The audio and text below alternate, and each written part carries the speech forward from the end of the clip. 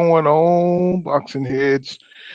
It's your boy, Pool Kind of Boxing, coming back at you with another boxing live stream for the boxing heads and the boxing minds. What's going on with y'all today? You know, I was just reading, I saw the media, writing these little hack jobs on Jamel Charlo, saying, what I'm saying, like, they're quoting General Patton. What's going on, Don? What's happening, my brother? Thank you for stopping in, my brother. And I seen a piece, a guy named Ron Singal or something like that, and he wrote a piece about Jamel. He quoting General Patton, you know, something about a Roman emperor, that was, had conquered, I'm saying, the world or whatever, and he came home and a slave whisper, I'm saying, victory is fleeting or something and obscure or some shit like that. And the whole thing was just it was unsortly, you know what I'm saying? Because basically he wanted to say that Jamel Charlo, his reign as undisputed will be short lived, right? And I thought this was just kind of hard, you know what I'm saying? Because he's really praying for. Thank you for the super chat, Don. $2 sticker. Thank you.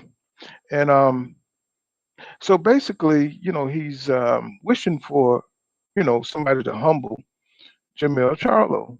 Now he knows that this man has just, created history with becoming, um, undisputed in the full belt era. You know what I'm saying? That's pretty special.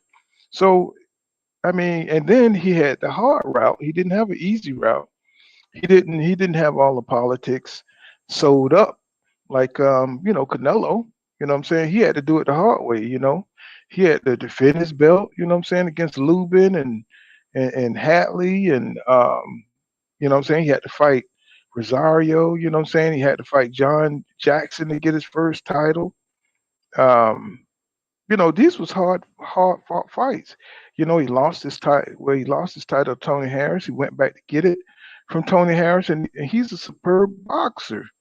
So he's been fighting these killers his entire career, and once he fights one more killer in Brian Castano and earns it, he makes him earn it the long way, right?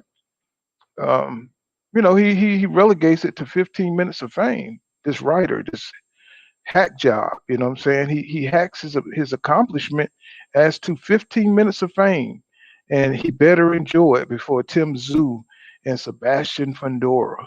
You know what I'm saying? Come through and take it from him. You know what I'm saying? Because he's gonna come crashing down. So these boxing writers, man, they need to really stop, bro. I mean, because they're not even trying to hide it. They're making it. They're normalizing the fact that you can just say these lame things about black fighters. They don't even care about being biased anymore. That's why Jamal, he snapped on Michael Carpenter, what I'm saying, the other day because what I'm saying, they're always coming up with some lame, coming up with some lame backhanded, what I'm saying, question instead of just giving the man his props. What I'm saying, especially on the night that he's won undisputed. What I'm saying, give him a honeymoon period. You know what I'm saying? Everybody deserves a honeymoon period before you start coming in there with that bullshit. You know what I'm saying? And that negative energy. You know what I'm saying? And I was glad that Jamil really, snapped on him. You know what I'm saying? Because he deserved it. And so Tim Zoo, he's coming out with more. He's coming out saying that Jamil Charlo is an angry and miserable person, right? And saying, Jamel, he's got 35 wins, one loss, one draw, and 19 KOs. And he beat Castano, who had 17 wins, one loss, and two draws, and 12 KOs. What's going on, negative nine? To my negative energy gets a bad rap, boy, you crazy. So, they say that, he says that Jamel is an angry man because he snapped at Mike Carpenter. You know what I'm saying? Because he asked him questions, and when he mentioned his name, he went off. It was like throwing gasoline on the fire, and I'm just like, bruh, you know what I'm saying? They're just asking questions. You know what I'm saying about they're not talking about his accomplishment. It's his time. You know what I'm saying? And they're trying to throw crap on his victory. They don't want to talk about him making history, and that's why he was pissed off. You know what I'm saying? They won't give a man his respect, and they know what they're doing, but they're trying to act like Jamil Charlo is out of line. You know what I'm saying? And we all know he's not out of line. He's just tired of them playing him for a fool. You know what I'm saying? It's like, this man, he deserves a lot of respect. You know, look at some of the other undisputed champions. They had an easy run. You know what I'm saying? This is by far, they were arguing on Twitter about whether Canelo run was harder than Jamel Charlo's. You know what I'm saying? And we already see the competition level. I mean, it shouldn't even be a argument, but yeah, you know how people are. People pretend like they don't know what's going on. You know what I'm saying? Who had the harder road to victory?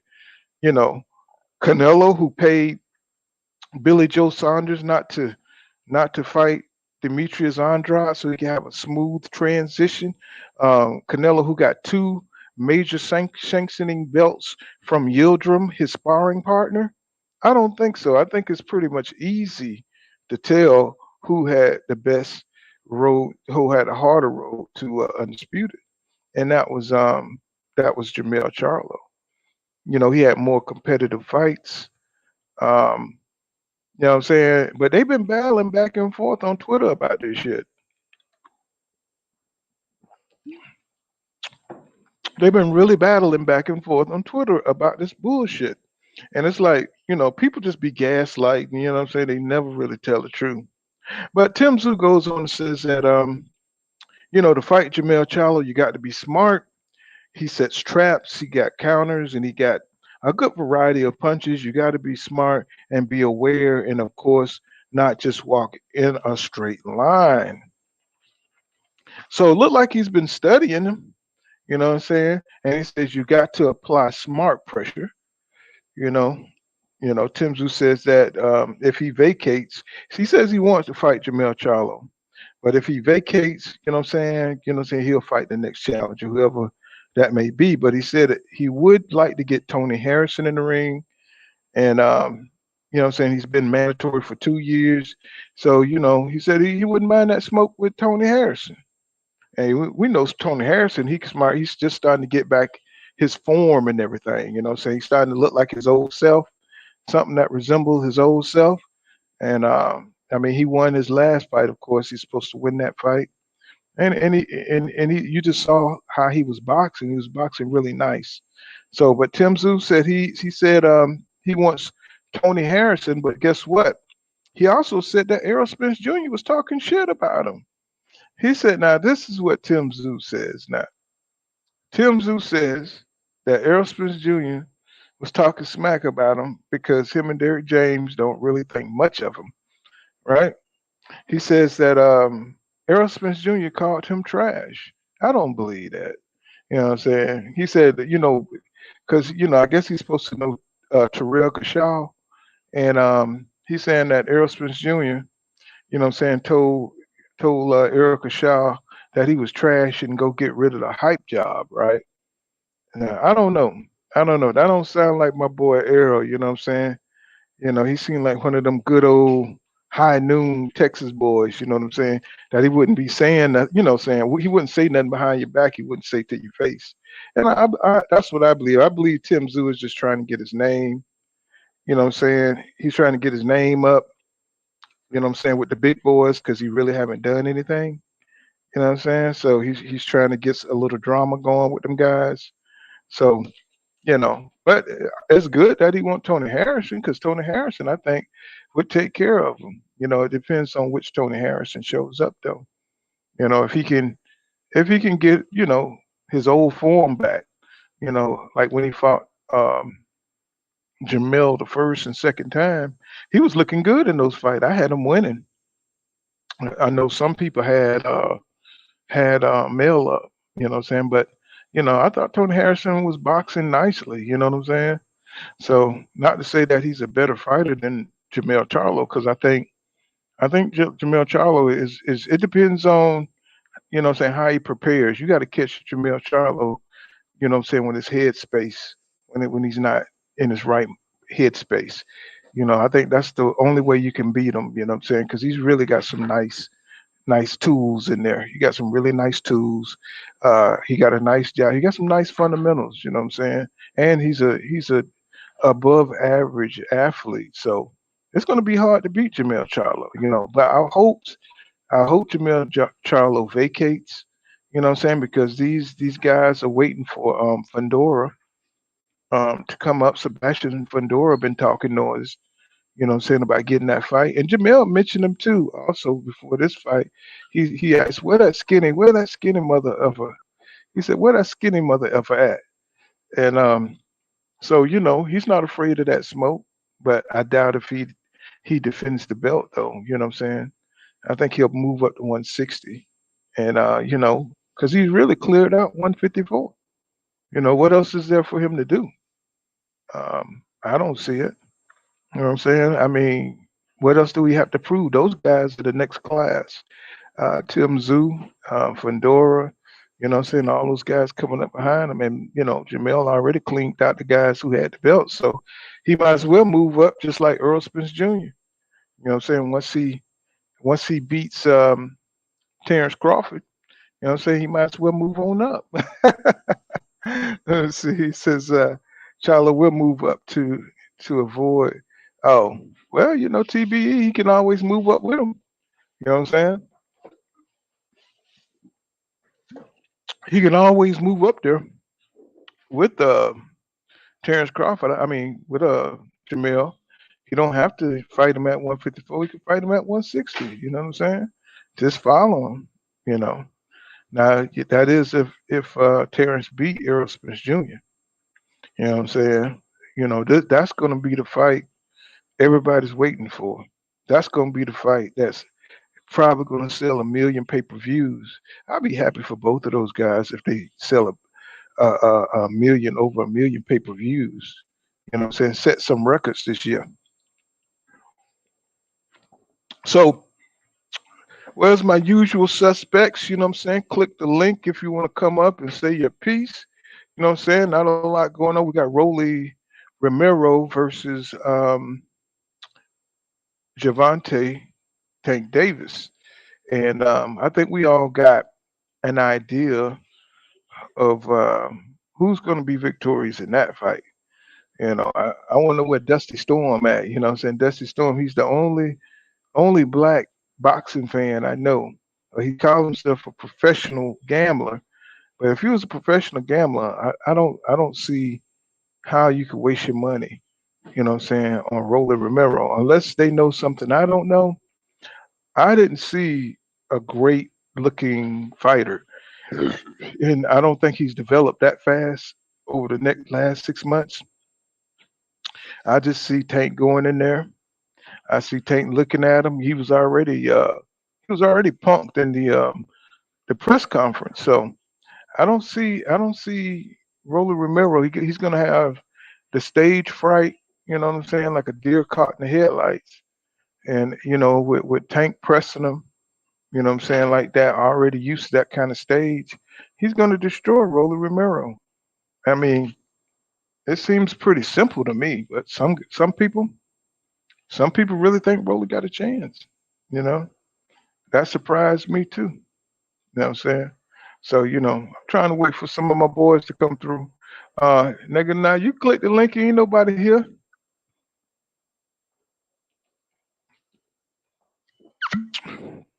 But Oscar De La Hoya was talking about Canelo, and he said that the matchmaking was stupid. You know what I'm saying, for Eddie Reynoso to put Canelo in there with a boxer who was that fresh and that young and was that big, and that tells a lot. That says a lot about the mindset of the matchmakers around Canelo. You know what I'm saying? They don't want to put him in there with anybody that might be able to beat him. And they just chose, but they said Canelo, now check this out, y'all. They said Canelo handpicked Demetrius Bivol, y'all. They said Canelo handpicked him, right? So he handpicked his own destruction. You know what I mean? He exposed himself. Do you understand how embarrassing that is to expose yourself? Yeah, oh, he wants to be. Y'all don't want me on the panel. My boxing out is too great. Okay, then stay in the chat, -9. So yeah, so he picked the guy. You know what I'm saying himself, and now excuse me, yeah, I've been driving all day. So the dude, Canelo wants him to come down to 168. Well, Bivol wants him to come back up to 175. I wonder what's going to give, but look like he's probably going to end up driving. What's going on, Ben? Click the link, my brother. So look like Bivol going to try to draw him back up to 175, and Oscar was like he had to score something like what was it, 111, 116, something ridiculous. You know what I'm saying? He had it either way, Oscar, he's a little bitter, and he welcomes Canelo to come back. Ben says Shalom Pool, what's good, my G? It's man down today, tomorrow, and forever. You know y'all done messed up, right? You know you done messed up, right? Because Ben Israel is coming to town. He said 10 minutes. So Oscar said it was this dumb matchmaking.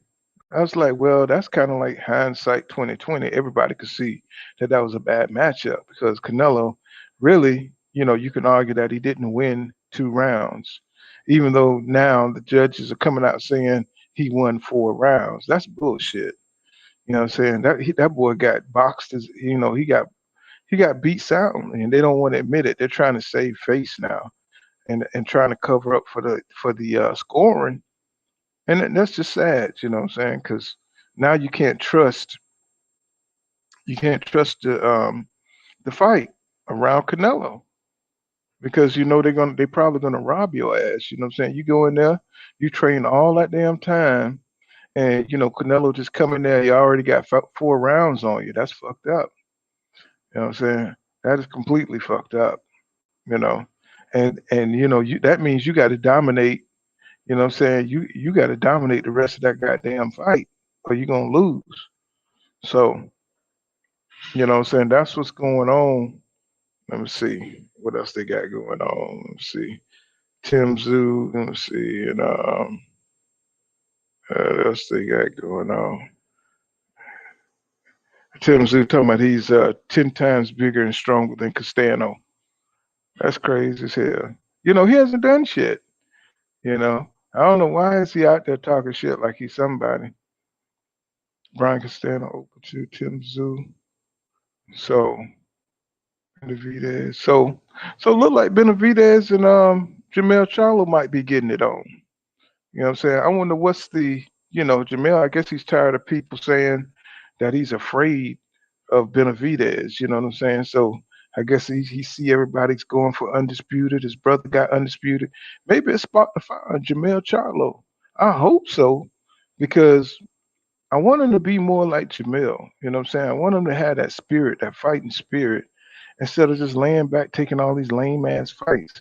Because it make you don't want to watch him. You know, I liked him when he fought Derevyanchenko. I thought he did a really fine job fighting Derevyanchenko. You know what I'm saying? But then, he just started fighting Brian Adams and Montel. You know what I'm saying? These guys are nobody. Instead of trying to go after Triple G or McGee, that's what he should have been doing. Now his brother getting ready to come up to 160. He's gonna push his ass on up to 168, and he might as well challenge David Benavidez because you got David Morrell Jr. waiting in the wings, right? You got David Morrell Jr. waiting in the wings. He's gonna make us. He's gonna get him a belt. You know what I'm saying? Trust me, David Morrell Jr. You know what I'm saying? He's knocking on David Benavidez's door too. So, he's coming out of obscurity and he's been around, saying for a minute. So David, saying he's got pressure too, you know, um, and he's got to beat David Lemieux in the WBC eliminator. And I don't think Canelo is going to go that route. So I don't think we have to worry about that. You don't leave one tough fight just to get into another tough fight.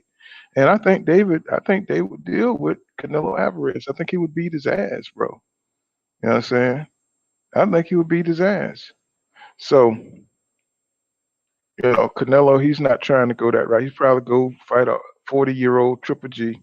And they'll let him do it. His fan base will let him do it because they're afraid he's going to take another loss. That's a damn shame, isn't it? You know what I'm saying? He's supposed to be pound for pound, the pound for pound king, the face of boxing, and he's gonna go fight a 40-year-old man for a third goddamn time.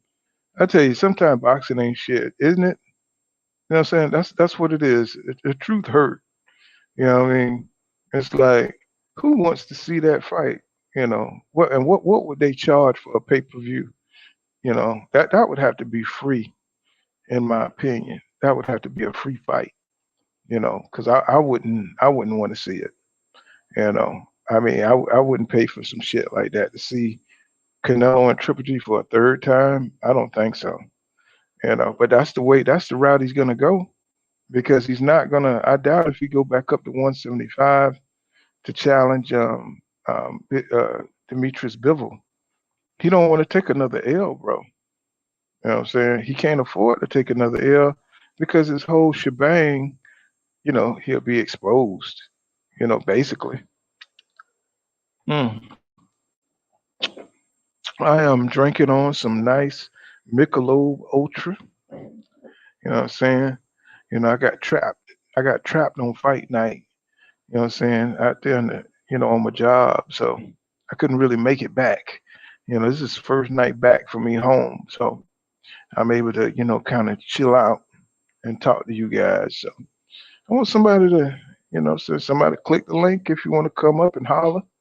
Um, let me see. Ain't much really besides Errol Spence Jr. back in the gym. And Errol Spence Jr., he's training hard and he's saying that he wants Terrence Crawford. He's not concerned with Canelo. He's focused on Terrence Crawford and he's calling him out. He's calling him out hard. I know you heard that -9. He's calling him out hard. You know what I'm saying? I guess the Jamal Charlo the Jamel Charlo fight inspired him. He said he wants to fight.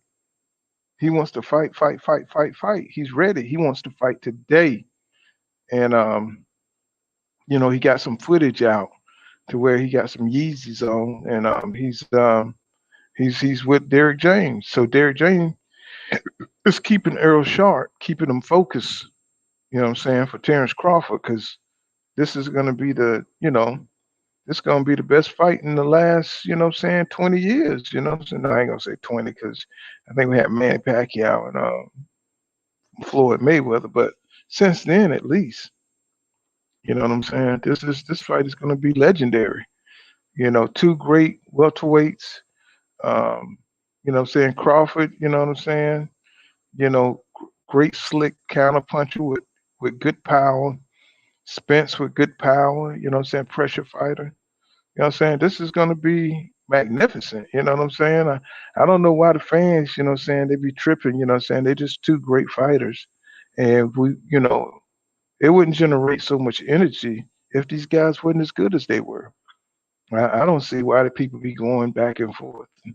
I mean, I understand that one side want the other to win, but you know what I'm saying? Somebody got to win and somebody got to lose, guys. You know what I'm saying? Are you gonna leave town if one fighter lose? Believe me, I've been here for 40 years watching fights, and I've still been here. You know what I'm saying? Some of my favorite fighters, when Roy Jones Jr. got knocked out, you know what I'm saying? I had to come back, you know what I'm saying, the next day. I had to go to work. I felt bad now. When Tarver came and he talked shit too, he said, what are your excuses today, Roy? What is your excuses? You know what I'm saying? And Roy went out there and got knocked the fuck out. And I was just like, holy shit. I was like, holy shit. You know what I'm saying? I was like, man, I was like, and then the dude house I was staying to, he told me, Roy, I'm finna get knocked out. That shit made me mad. He said Crawford will KO. -9 says Crawford will KO the big fish Errol, the psycho Charlo, and the coach of the year, Derek James, and retire as TBE2. Well, I think what Errol and Crawford should do is get Bo Mack and Derek James to settle it. You know what I'm saying? I think that's what the fight would go like. You know what I'm saying? If you have the trainers fight, so goes their fight, right? You know what I'm saying? Let Derek James and Bo Mack get in there, and you know what I'm saying? That'll represent who wins out of Errol Spence Jr. and Terrence Crawford. What do you think? I got 600 on it. You know what I'm saying? Let's see who wins out of that. Who you got? Who you got? Derek James, Bo Mack. That'll solve who wins out of Errol Spence Jr. and Terrence Crawford. How about it? You know what I'm saying? Let's look at the film. Let's look at some film. That's just me talking a little shit. Y'all know I'm referring to that damn knockout. That knockout. How Bo Mack got his ass knocked out. That nigga had some ham hocks on him, didn't he? That nigga it looked like he had a whole chicken on both sides his back. I was like, Jesus Christ, this nigga fat. You know what I'm saying? But it is what it is. Not to be nasty. You know what I'm saying? All right, we'll keep it moving. So, all right, what y'all think? Your boy. Where you think your boy um Jamel's gonna go? You think he's gonna move up? I know -9 say he think he's gonna move up, but y'all think he's gonna move up? Don't be afraid to smash that like button, guys. It ain't too many things he really care. It ain't too much smoke up there at 160. You know what I'm saying? That's willing to fight them boys. So I don't know. I guess he's just making room for Errol Spence Jr. and Errol Spence Jr. going to inherit a really tough division. You know what I'm saying? If he beat Terrence Crawford, 154 is not easy. You know what I'm saying? Yeah. He said, "What's that? I Jalen Cloud says, I think move up and challenge one of the belt holders. Yeah, but the politics up there is a little bit tougher than the politics at 154 for some reason. Triple G, he's got a damn death grip on that goddamn IBF title. You know what I'm saying? He's got a death grip on that thing. I don't know why the hell he holding on to it because he don't want to fight nobody. He's fighting fights like when you build up a fighter, you know how like when the fighters are first coming up. You know what I'm saying? That's how they fight Triple G. Because I don't know Ray Odo. Who the fuck is he? It's like who the hell is this guy? This Japanese? Not to say I'm racist, nothing about Japanese, but I'm like I didn't know who the hell that was, bro. I had to look him up. I was like, who is this dude? What's going on, Shalom? What's good, Pug? What's good, my G? How you What's feeling? Shalom to you, big bruh. Shalom to you? You got me saying it now. God damn, I feel to convert too. God damn it. So That's what it I've been. is. That's what it Yes, is, sir. man. Oh yeah, they don't know. They must be having to listen to my live streams when I be drinking and stuff. How you feeling today, big bruh? I'm feeling good, bro. Feeling good. Pool counter boxing is feeling good. You know what I'm saying? So So yeah, did you see your boy Tim Zoo tripping? Oh You know what yeah, I'm man. saying? I had caught a piece of that what you said though, but Arrow was they was snapping at that at the post conference though.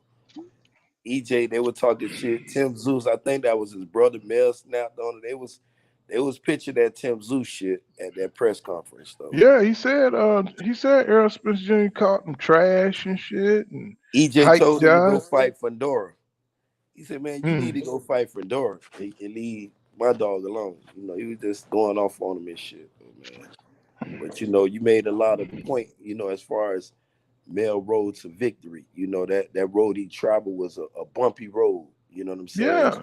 I mean, Yeah. it was cans thrown. It was it was it was disrespect from people that claim to love him and support him.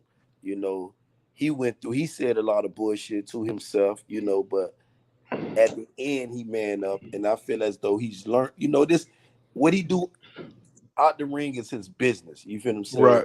Right. What he do in the ring is my business. You know, me as a boxing fan. Hmm. You feel what I'm saying? So I feel as though that's the only way I should give voice my opinion in the ring. His performance in the ring, his business Right. out the ring. I don't think we should be trying to sit there and play the most high with him outside this Right. ring. When he here to entertain us inside the ring, so his road was bumpy to victory, just like you said it. But it's sweet now. He there now. You know what I'm saying? But you know that's what you want out of a champion. That these are tests. You know, when you face adversity, it makes it better. What's going on, Bruce Gas, Boxing Jazz, and more? What's going on, my brother? Oh, Jalen Cloud says Spence got some killers at 154. When he get in there, Fandora, Tim Z, is some players up there. Yeah, that's what I was just trying to explore because I said, if y'all think about this, this is going to happen pretty quickly. You know, Mill got the belt. And I don't see him really fighting Fedora. Not because he's afraid, but I just see him making room for Errol Spence Jr. That's gonna be an Errol Spence Jr. problem. You know what I'm saying? And like I said, Fedora is the nigger killer. He don't care about no niggas at 154. That's his mission. It's like God made him to destroy niggas. That's Lubin.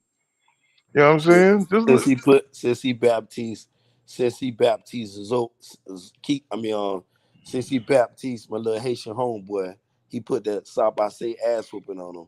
He a nigga killer. He's a nigger killer. You know that motherfucker is like you see him put Could you could have you made see him a nigga killer. Oh shit. They hey gonna have a hey motherfucker out there that, beat. They gonna beat that towering motherfucking ass for that. Put you keep pitching out, but they gonna make him get a fight. You gonna help hey Fedor get a fight. hey I'm He just pitching trying to out with tell fun. you hey you see how he handled my boy. I was like, yeah, he made a believer out of me because Lubin is a decent fighter. He just let his ego get in the way and he let the nigger killer kill him. No, You know what I'm saying? it come back to being disciplined. It's just like when I was telling you, if Charlo come in disciplined, work everything behind that jab. If Lubin got away from the fundamental of boxing, just the basic. Even Well, though this dude taller than you can't just walk in there on his ass. This dude's six hmm five, so you well, got to I think once he knocked him down, he got a false sense of what was going on. You know what I'm saying? He didn't realize this dude motor But was, how do I'm we feel saying, about our champions though, Pud? This we want them to go through adversity. So right, when you saying, right. I thought when he got knocked out by Charlo, he done overcame adversity. So now we got to put him back over there and put a question mark by Lubin. You know what I'm hmm saying? But Under all the only thing that these 154 killers got in common is they got some kind of missing intangible. Like, what I'm saying, they got weak chins or stamina problems. They got one, two things missing. You know what I'm saying? so ain't That keep nobody sound. You don't see nobody sound at 154 well, I see them good on offense. They can catch you, but they can be caught too. You know what all I'm the way saying? around. Nobody So you don't see right. nobody sound all the way around. Nobody at 154. Except for I've seen Fundora so far, but he did go down, didn't he? He went down. Tony Harrison's a good fucking fighter. But it's like I said, they missing, they got the weakness, the Tony and his gas tank, you know what I'm saying? He's got a little weak chin. They all, J Rock, they're good fighters. Don't get me wrong. They top fighters. You got to get through what they're gonna throw on you before you get to their shit. And you just got to be the type of fighter that can break them down. And I think Jamel Charlo, he just had too much. He got too much punch resistance for them. He's just he's on another level. He's tougher. He's more athletic and got more power. So he was able to beat them because he's just more talented and a stronger fighter. But what I'm saying, as far as Arrow coming up there, Yeah, Arrow might be okay. You know what I'm saying? Because they done all wore each other down. You know what I'm saying? They've been eating that candy on each other for a while, so they all got cavities now. You know what I'm saying? They all got yuck mouths. You know what I'm saying? And the doctor here to knock all their motherfucking jaws loose too. Knock all their teeth out and break their jaws up. So Pud, so if you was we just gonna do a little pound. We just gonna just throw something out there. You Charlo promoter. Who you hmm gonna sign him up? Defending his undisputed title. You got the Fendoras of the world. We got the Tim Zeus over there talking his shit. And if you want to give him a little nice little touch up, because he deserves it. I'm a campaign for Charlo need a touch up. Fuck all them dudes. Go get your Uber driver and beat his ass. Defend undisputed against an Uber driver. I wouldn't get mad if he pulled Tim Zeus and beat his ass. I think Charlo got all the elements to knock a Tim Zeus ass out cold. Oh yeah. If Terrell Kashaw could knock him down, you know he gonna. But You if you know. Mhm. you his promoter, who you'll give him a soft touch with? Talking about Jamel? Yeah, Let me see. the defend undisputed. It don't have to be a soft touch. Who you allow him to defend undisputed with? Oh, I want to definitely see that Fundora fight. I think he'll knock Fundora out. You So know what I'm you'll saying? Even throw him in though, there with Fedor. yeah, yeah. I mean, there's no other fights you want to see. Who else would you want to see him fight? He's already cleaned out the division. Now I wouldn't mind seeing him, you know what I'm saying, fuck up Tim Zoo, but you already know he's probably gonna beat Tim Zoo. Who got a bigger? You know what I'm saying? Who stand with? Who you think got a bigger? Who come with a bigger game? Zeus or Fedor? I think Fundora more dangerous. I mean, Tim Zoo, he got some power, but he don't have a very high boxing IQ. He got good variety of punches, You but might be saying that because you think he the nigga killer though, man. no, I think Fundora because just because his work rate, you know what I'm saying. I think he could be knocked out by Jamel.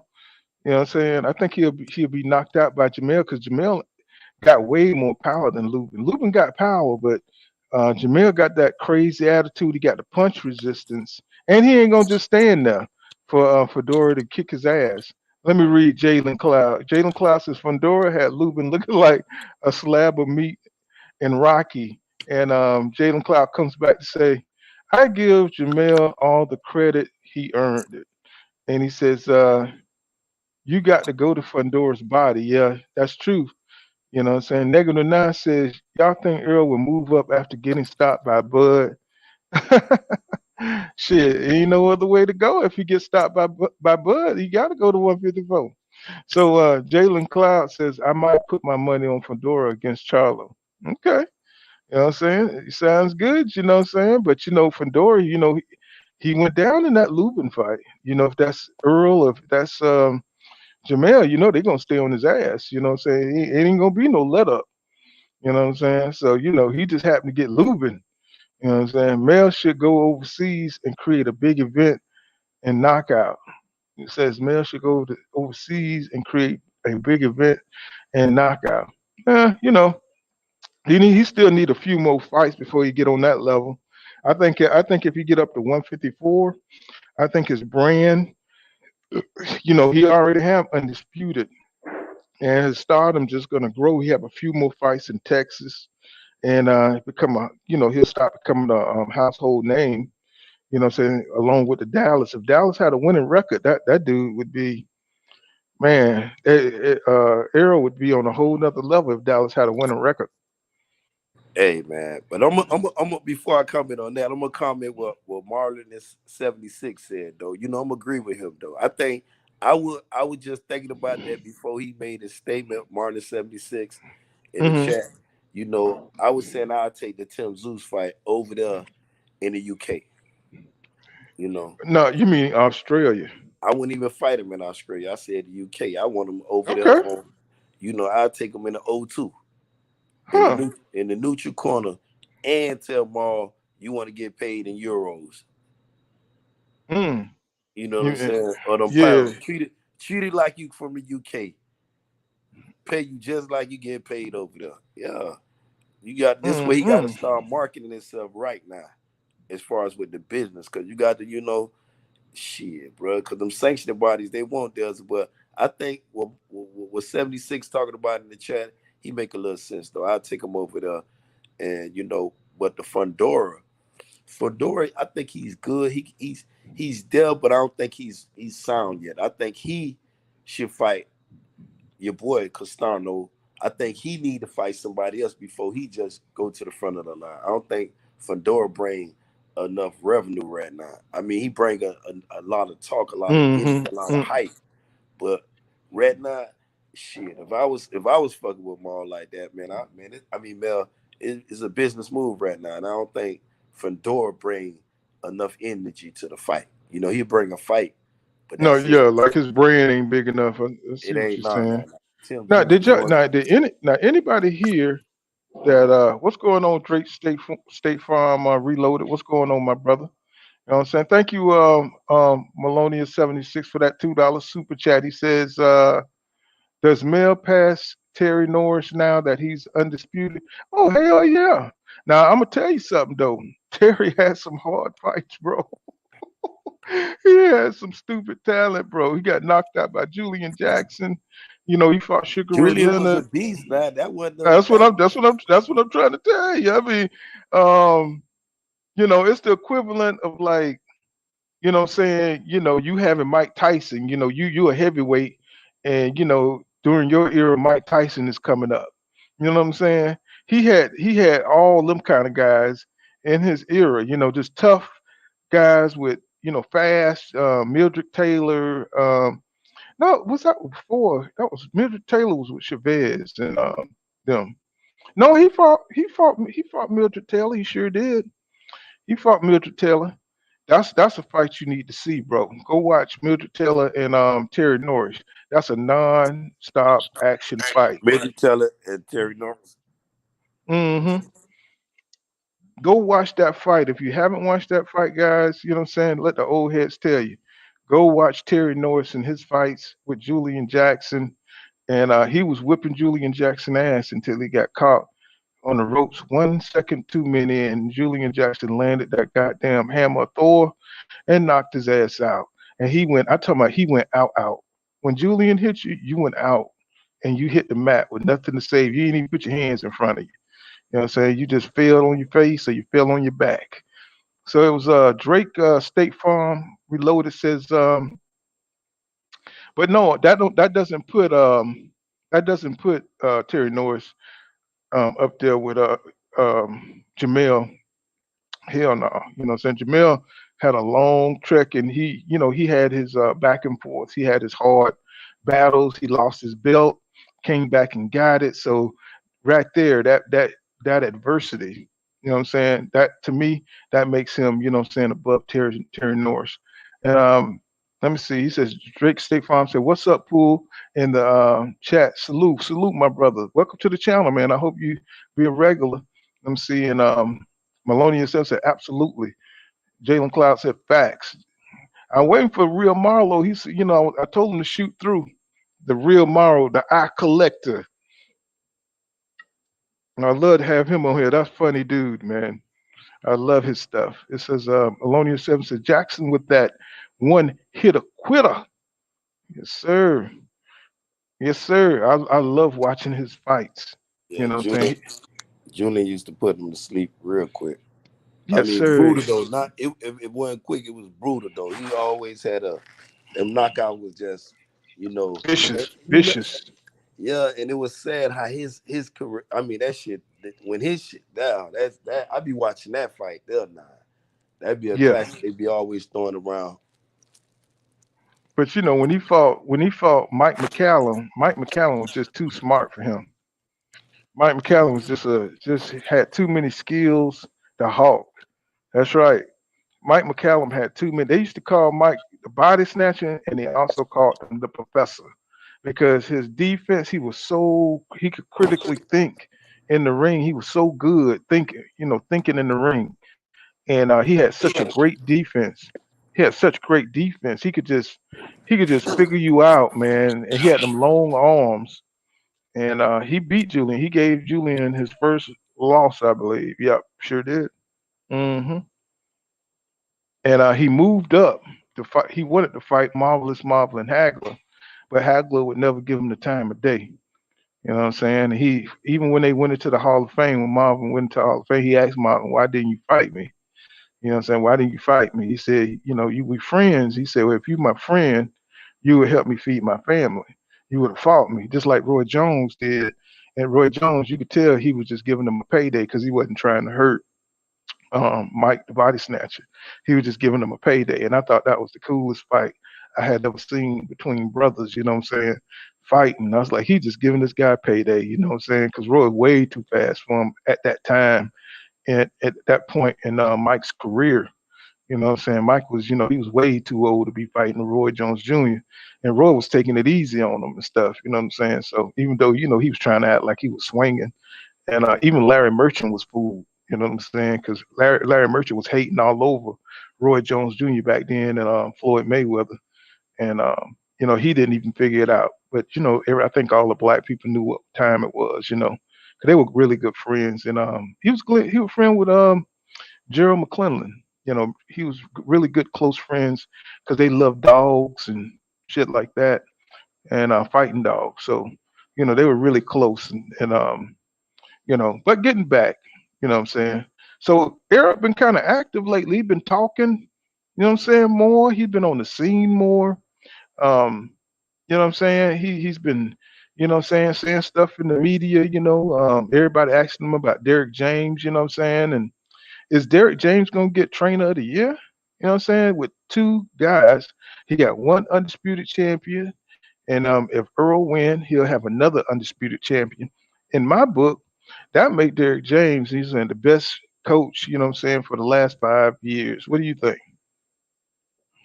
Hands down, man. If he Hands put down. hands down, man's down, man. If once this fight gets signed though with EJ and Bud, I'm promoting the stablemate fight. And if it, just Yeah. like you were saying a minute ago, if you my friend, you'll help me get paid. EJ, the next big thing behind Canelo Alvarez in pay per view, buys, sells, door, gate, everything. The biggest draw in boxing in America. You know, we got the Tyson Furies up there in the heavyweight. We're not even mentioning them. We just talk about the little guys right now. You know, Yeah. and he bring a lot. That's why when I hear these Bud fans, oh Bud, he deserved 50-50 because he was undisputed at Bud revenue do not carry 50%. And then I be like, damn, then when I go to talking shit like, well, we need to stay out, well, you motherfuckers brought that shit up. And then it's like they were saying, but the fight is really banking on the back end of the fight, the pay-per-view sales. You feel what I'm Hmm. saying? I don't know. Bob Aaron went over these procedures with Bud. That's how everybody telling him, boy, you got to wait on his back. Because he used to the guaranteed checks. This the only thing I can think. The Bullmax of the world and the people not telling him that's around him that don't got this fight. Because when they was over there, the birdie, oh, we ain't talking to nobody. They ain't signed us shit. And then you got Come on. Espinosa out here saying we in communication with them. Here goes some more lies now. And I'm not saying Espinosa lying. I believe All right, Espinosa. He I'm don't have no online. reason I to just lie. want you to come through. All right. You know, he don't got no reason to be out here lying like that though. So he said he was in contact with them. So I don't believe shit coming from that Bud Cap. What they need to do, go ahead, sign up, take the assignment. You know your assignment. Get your ass in that ring. Get your ass dog walk. Your jaw broke. Your eye get confused. And then Hmm. when EJ relinquished them titles, you go down there and you fight the boost of the world, the arrows. I mean the one time Thurman, the motherfucking what the other little young kid is, Virgil Ortiz, and the Yeah. motherfucking your other boy, Connor Ben's son, Nigel Ben. I mean Connor Ben. I'm finna get ready to call him his father name, Nigel, but Connor Ben of the world, and let him deal with them motherfuckers because he gonna have problems at 154 when you talk about sound and round. These people might be missing that, and Bud can beat up quite a few people up there at 154, but it's gonna have Hmm. to be hand picked. He can't line Right. that shit up and talk about running through nothing up there like that. Yeah, 'cause He gonna weight be matters, stopped, bro. huh? I said weight classes matter. Weight Yeah, weight matters. It. all that they'll talk about. He gonna do this. Oh man, he'll go up there and do the same shit he did at Welter. But do it then, bud. Go pick up some tomato cans up there at 154 and see what happens. See, They because I gonna mean, go ahead, my brother. Go ahead. you gonna pick up the tomato cans up there at 154 and see they're supersized tomato can. You gonna see the cans up there is different size and a little more weight than the size down there, bro. I'm Yeah, telling you. because that punching power changes. You know what I'm saying? You know, Man. he might get a little stronger though. You know what I'm saying? If he go up to 154, but it just depends on can he carry the weight? Can he bounce around? Can he move out the way of the punches that the counters that's coming back towards him? You know what I'm saying? Because you know you got to carry that 154. You know what I'm saying, for 12 rounds. You know, and Bud used to boxing and being able to move out the way of punches. He don't really slip a lot. He just kind of moves away from punches, and him being 35, that's going to be a stretch. Like you said, they're going to have to be hand picked. Jules. So Marvelous says, let me read some of these comments. Marvelous says, easy. He says, Jalen Cloud says, Jaron McCullen was the man. And he says, Marlon 76 says, Haney is next for all the Jews. Yeah, he is. You know what I'm saying? He is the next one. Errol said he's going to go to Australia to support him. And that's cool. You know what I'm saying? The brothers are getting up on each other and like really supporting the Americans. You know what I'm saying? I like to see that. And Jewel, the fight fan, Lewis, what's going on? Welcome to the channel, Jules, the fight fan. What's going on? Who's real? What He it said do? he said he didn't beat Clark, and Malonia 76. He says they know EJ is a tough assignment. Yeah, he What's up, is. brother Ben? What's going on, brother? He says 47 and 54 Shark Tanks. Yes, it is. And Jules the fight Jules the fight fan Lewis. He says Fedora arguably lost against, yeah, but he had a bad performance. But you could tell Clark is nowhere near the fighter. Lubin is, and that's why I picked it. That's why I picked against him. I picked Lubin because of that Clark fight, and boy, was I wrong. You know what I'm saying? Anybody can have a bad performance, bro. You know what I'm saying? Yeah, I And I picked would have Lubin too. It's I that thought Lubin would discipline when have it a comes power that would shock, that Fundora. discipline, that. that I discipline thought. when you get in there Go with ahead. a fighter standing 6'5". To me though, first I question Poor. I'm glad you keep bringing up Fedora because I be missing the dimension. It keep and I'm glad you brought up Fedora for a motherfucker 6'5". Shalom, who my bad, my brother. Shalom to you, God. You How good, you baby? feeling? Peace to you. Hey, but how do a dude 6'5" though Poor make this Hmm. weight? He supposed to be Yeah, skin and bones, man. yeah. This man supposed to But be throwing up.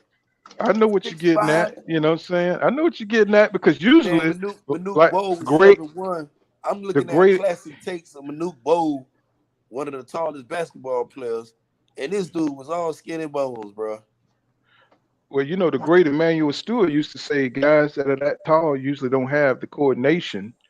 And he said, but now they coming out, they having the coordination and everything. And that's why he got Lewis. He started getting these big.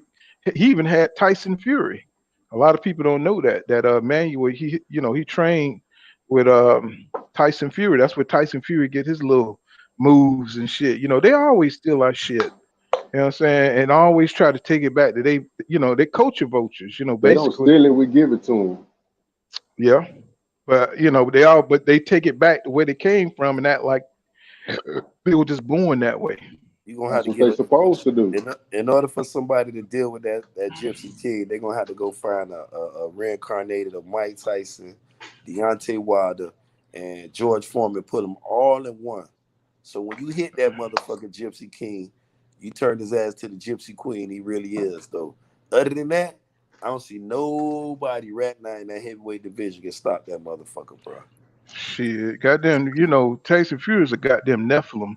He's a I don't see. fucking, he's a And you damn know, Nephilim. He gonna be like Goliath or some shit. You know what I'm saying? That's probably the size. That nigga 6'9", yeah, so you're six. gonna have to come with a you gotta come and Deontay Wilder showed that he could be dropped like multiple times, but you gotta put his ass to sleep. I'll talk about you gotta hit his ass and send him straight to La La Land. Yeah, You gotta make yeah. sure when they look at him, he blowing the mouthpiece out of his mouth, he's snoring over. It's sad to be that big and you still using PEDs, bro. You already got the advantage. You Yeah, already got. You know what I'm saying? Yeah, see now when I was out here advocating and ranting, that's what I was ranting for. How a person is talented. And now that we mentioned the PEDs, it's how certain these athletes be affiliated with this Victor Conte shit. I'm not saying that they use it because they fucking Right. with Victor Conte, just because of Victor Conte, who he is and what he represented in the past, and I'm gonna question his future. They do this Mm-hmm. shit to my people every day. Go to jail one Mm-hmm. time, and get pulled over by the police. Oh, sir, you know you're a convicted felon. Man, I've been 20. Man, I was a juvenile in this shit. Man, sir, you charge you as an adult. Man, I don't hear that shit. Oh shit! I couldn't even get into goddamn Canada and shit. I was trying to deliver a load to Canada, and they look. I had a goddamn ticket, some kind of traffic ticket. I said, shit. I'm like, y'all talking about this is a criminal record? I said, yeah, that's a felony in our country. I was like, y'all country soft as shit. You know what I'm Shit, saying? those going out of case. When you running, I, from the U.S. government, sir. no, I mean, I was delivering a loaf. You know what I'm saying? And they were like, you got a criminal I record. ain't question you, I Pug. had my I'm just saying pass. No, that's I'm how they saying I look had a at that shit. passport and all that shit, and they were like looking at me like, because I said I ain't got no criminal record, but they seen the traffic shit. I had like a speeding ticket or some shit, and they were like, "This is a felon in our country." I was like, "Really?" Run the dogs I around said, the 18 wheeler. Say what now? It probably ran them K9s around your truck too. No, they didn't do it. Well, they probably because they took me inside and they Yeah, asked me they some definitely did questions. that. You know what I'm You was saying? So, inside, while you was inside, they was inside. mhm, Going all through yeah, your shit. I'm telling you, they got a big X-ray, so they probably just sun that thing right through the X-ray machine, man, and just looked at everything in there. But they definitely was inside while you was inside, bro. You can trust probably, that. probably. But I told them before I left their country. I said we wipe our ass with y'all money. You know what I'm saying? They didn't appreciate that too tough because I thought the dude was American on the way out, but he was Canadian. You know what I'm saying? So he probably took offense to that. You know what I'm saying? And, we really don't value their money like that. Their money funny looking. They nickels and shit like that, quarters. You know what I mean? But let's get back to boxing. You know what I'm saying? So, what you had on the fight? Who's real? I got who's real and Israel. As far as what you mean? As far as like what did I see?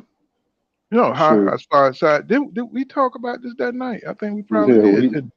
we We don't. yeah. I mean, sure. Brother man But came through. we'll talk about the post conference. What you saw? Did you see the post conference and the post conference action? Mm-hmm.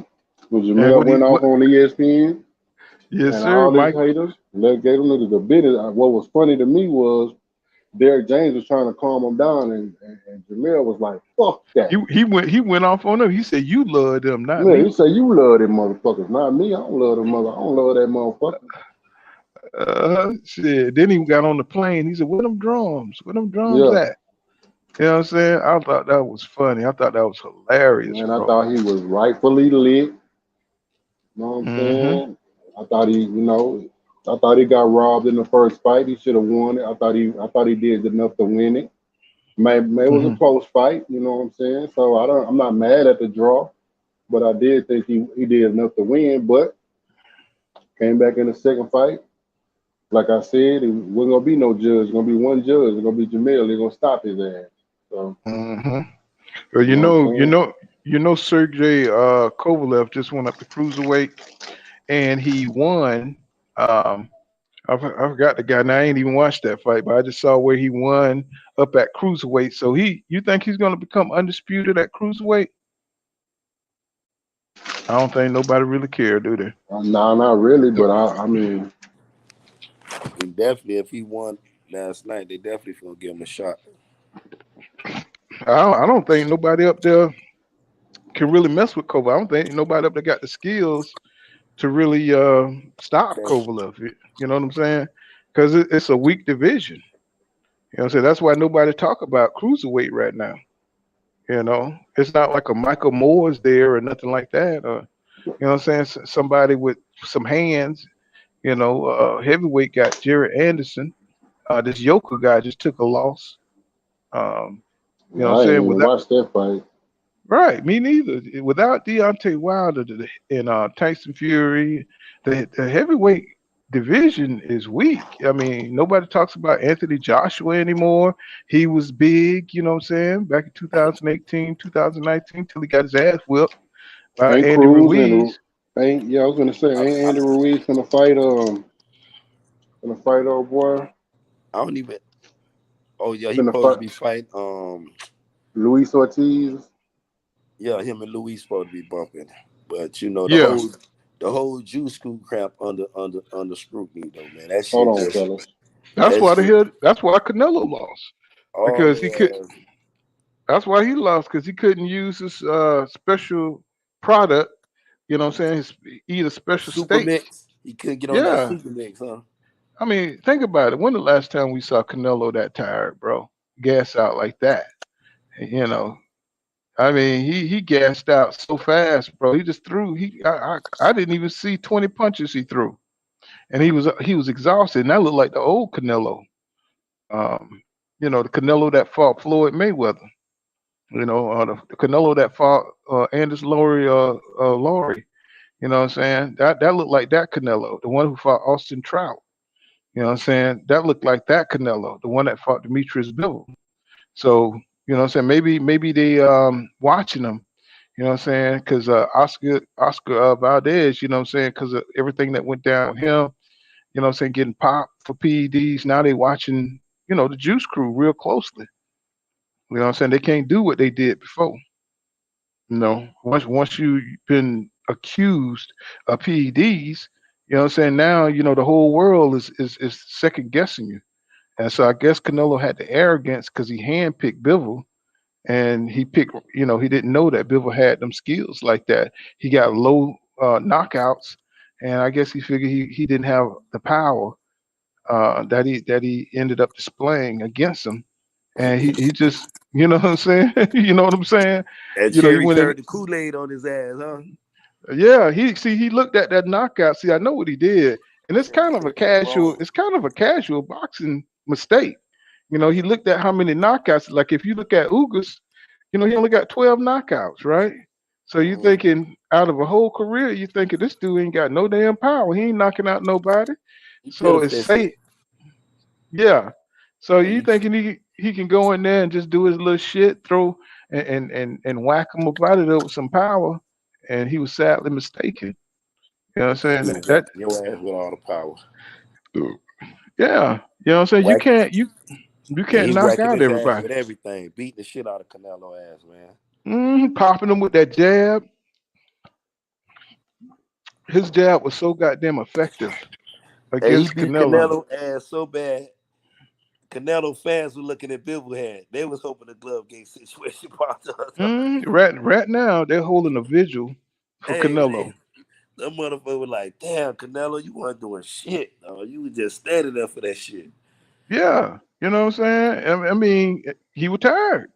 Did you see at one point in the fight, his hands was completely down. You know what I'm saying? He couldn't even hold his gloves up. He was trying to posture. He was trying to play like he was setting a trap. He wasn't setting no trap. He was trying to get a win. He was trying to get his win back. He was trying to get a second, third win, and Bivol wasn't having none of that shit. You know what I'm saying? He's like, "Come on, we for the fight." You know what I'm saying? And he knew what time it was, and Bivol read the situation I think correctly. I think your boy would have gave him the same treatment too. Who that? Makabu. Makabu probably would have hit his ass with one of them Guyana punches and knocked his fuck ass out. I'm telling you. Well, it's a lot of weight to carry, bro.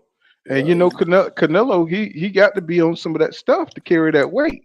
ain't You know no what I'm gotta saying? be, man. The man twice, man. Man, talk about pig, the super mix, Sudamon don't let the man extend his butyrol level. Then you got people, man, butyrol, man, is a performing enhancement. Hey, man, so what? That's Canelo Alvarez. He can cheat. But God, dog, what boxing get to now? I might well just let EJ get the 40 when he get in the ring. You know I what I'm would like to saying? see EJ face off with if he went up to 154. That would be a good fight for EJ to start out with. Somebody like Coda, you know what I'm saying? Everybody done knocked out just to get acclimated. Nah, Maybe EJ somebody. going straight in the title shot, bro, when he go up there, man.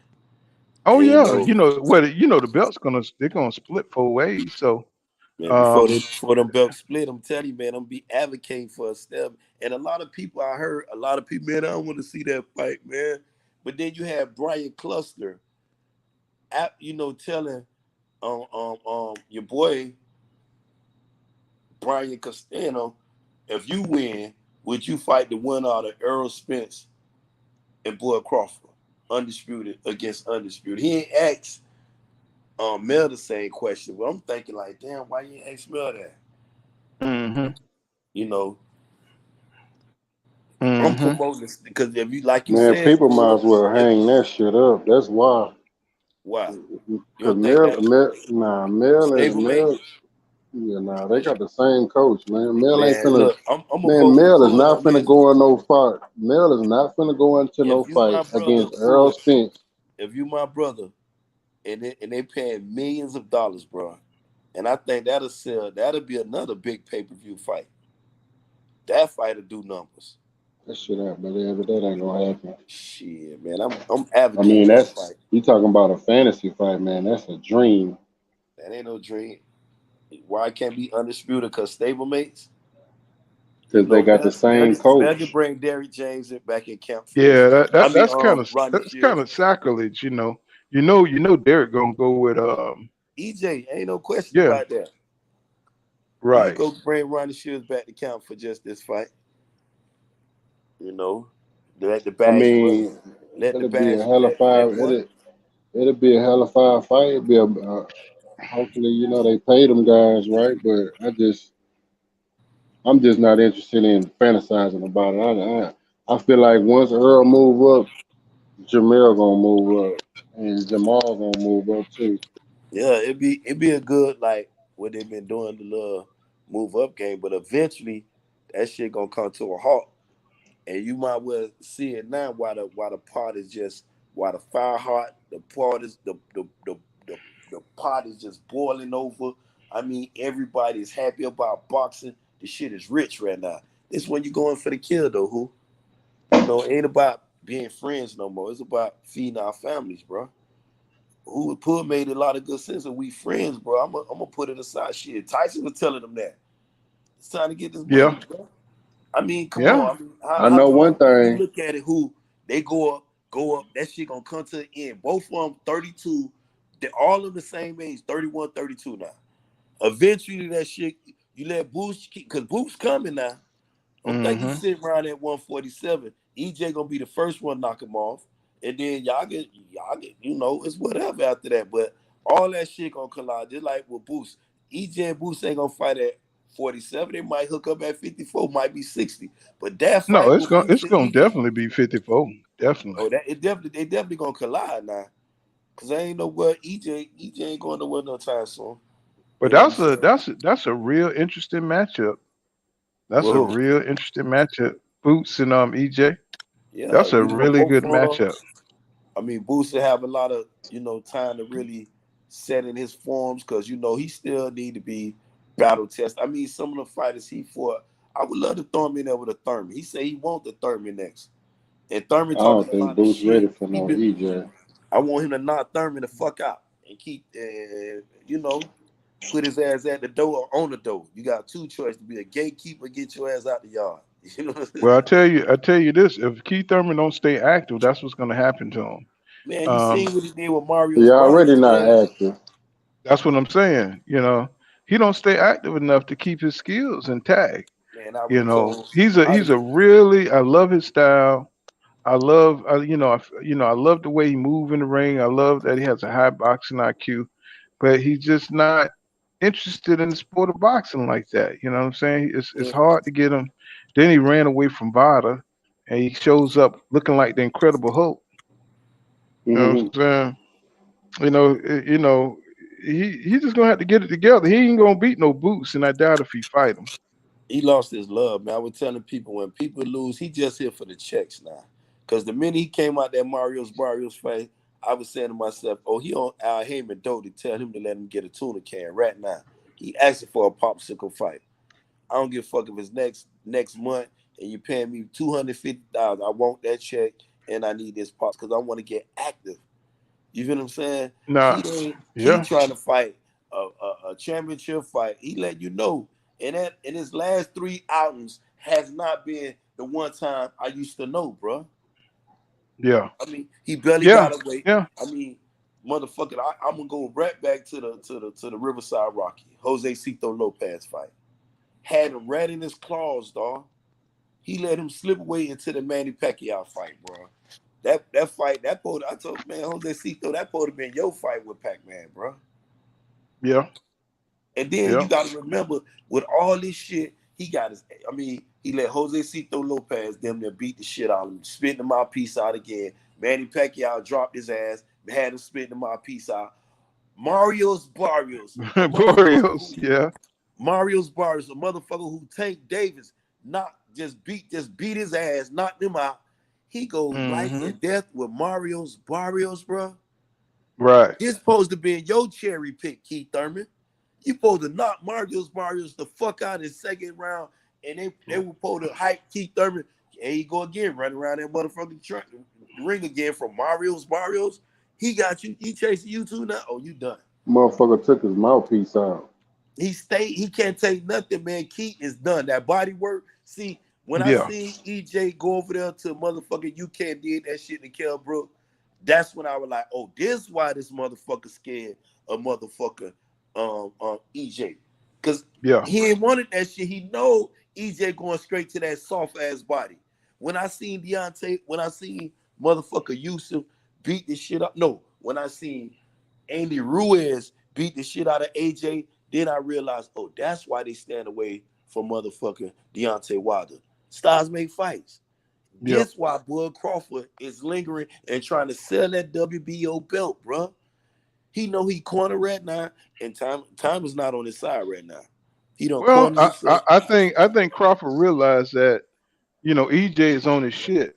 I think before he knew he had a chance to, saying to run through him, but I think now he see, because these guys, they know what's going on in the gym because of expiring people talk, and he knew that from the reports that EJ was out there not doing the right shit. But now you see EJ on his shit, saying Crawford got to get on his shit too. Got to be on his A game. So, what I'm saying, he ain't playing with it. He's trying to get himself together, and I don't think he's gonna sign that contract until he know that he's in top shape and ready for EJ. What I'm saying? It just makes sense. What I'm saying? Don't sign that motherfucker if you think if you might get knocked out. What I'm saying? If you can't get yourself together, whatever he got going on in his life right now, he's He probably can't. trying to That's get. one thing he can't escape. That right there, what you just said. Bro. Once he signed Mhm. that paper, that ass getting knocked out. He can't escape that one. He ain't But gonna. Derek James, he got 2 ways of leaving that ring. He can leave it on the stretcher, or Derek James can throw that towel and he can leave it out. Or he can walk out the ring. But he ain't walking out with that WBO belt. Just like I told you before, Jamel, before he went in there with Brian Castano, it's even worse with EJ. For Bud, think about it. He would have to beat EJ ass under there. I'm talking about profuse. I'm talking about blood running out of every part of his. Man, EJ ain't letting that shit go like that, bro. And I don't see that motherfucker. I don't see that person because I'm looking over Terrence Crawford resume. They, APAC president, he done did all this shit. Them little dudes, he did that too, bro.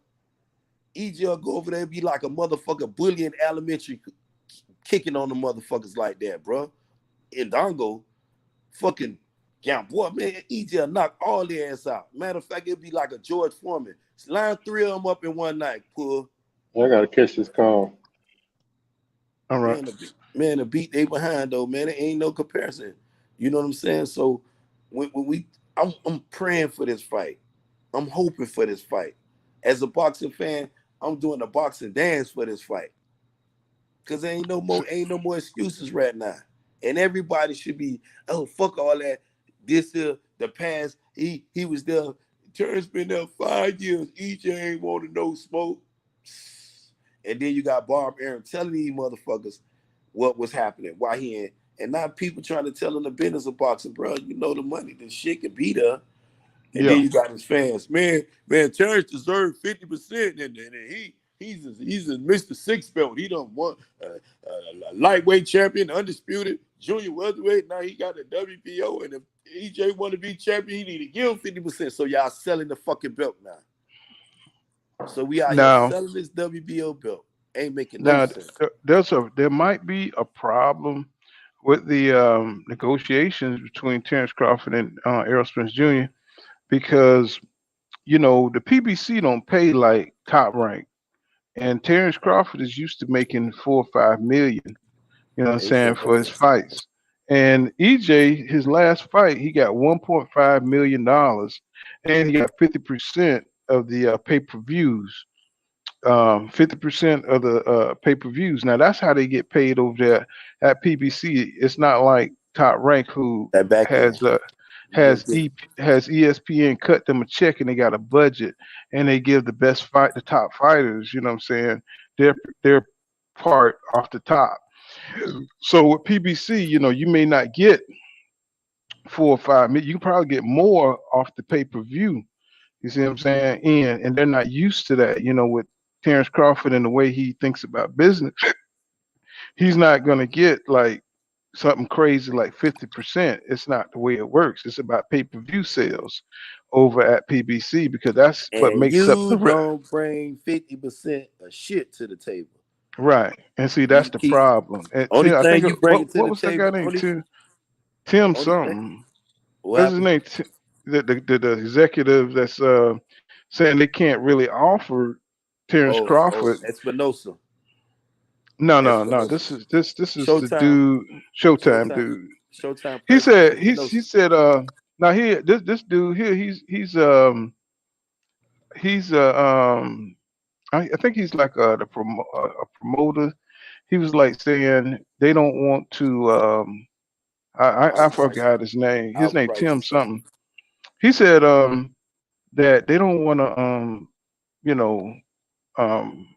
dishonor, or make a bad offer to Terrence Crawford because he didn't really sell any pay-per-views, right? So it's going to be a lowball offer to him, and it'll be an insult to him, and they don't want to really insult Crawford.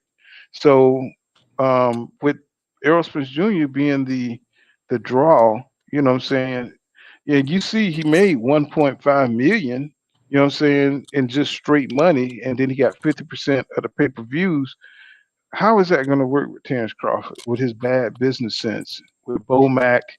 You know what I'm saying? I hope this fight doesn't reach a snag and Terrence Crawford just take the fight. You know what I'm saying? I don't know how that's going to work with him because he's used to making $4 or $5 million off the top. You know what I'm saying? And if he don't see it like that, you know what I'm saying, it may jeopardize this fight. Because I could see Bomac telling him, not to take it, you know what I'm saying, and fight somebody like Josh Taylor or some shit at 147. Go back with Bob because, you know what I'm saying, Bomac and Bob, they in business together. And, so they do have other fighters that they want to promote probably through Top Rank. Those young guys, I don't see Bud like really, not having a big network. He knows Top Rank, so he's probably going to push him through Top Rank. Those guys that he's coaching right now, those guys that he's helping out. Somebody told me don't mention numbers though, right? But nobody never. I want you to just think about what you just said though, because I don't want to be. Oh man, told him.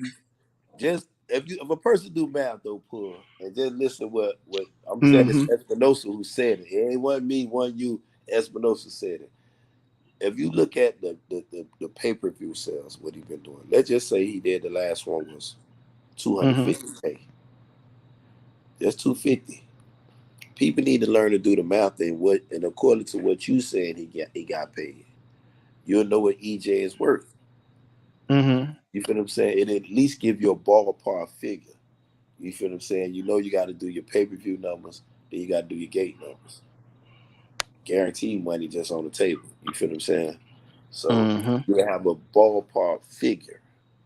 So when you talk, when you have these Bud Crawford fans and they be talking about, cause he did this and you ain't doing nothing, And then Espinosa will tell you his last gate did $1 million, bro.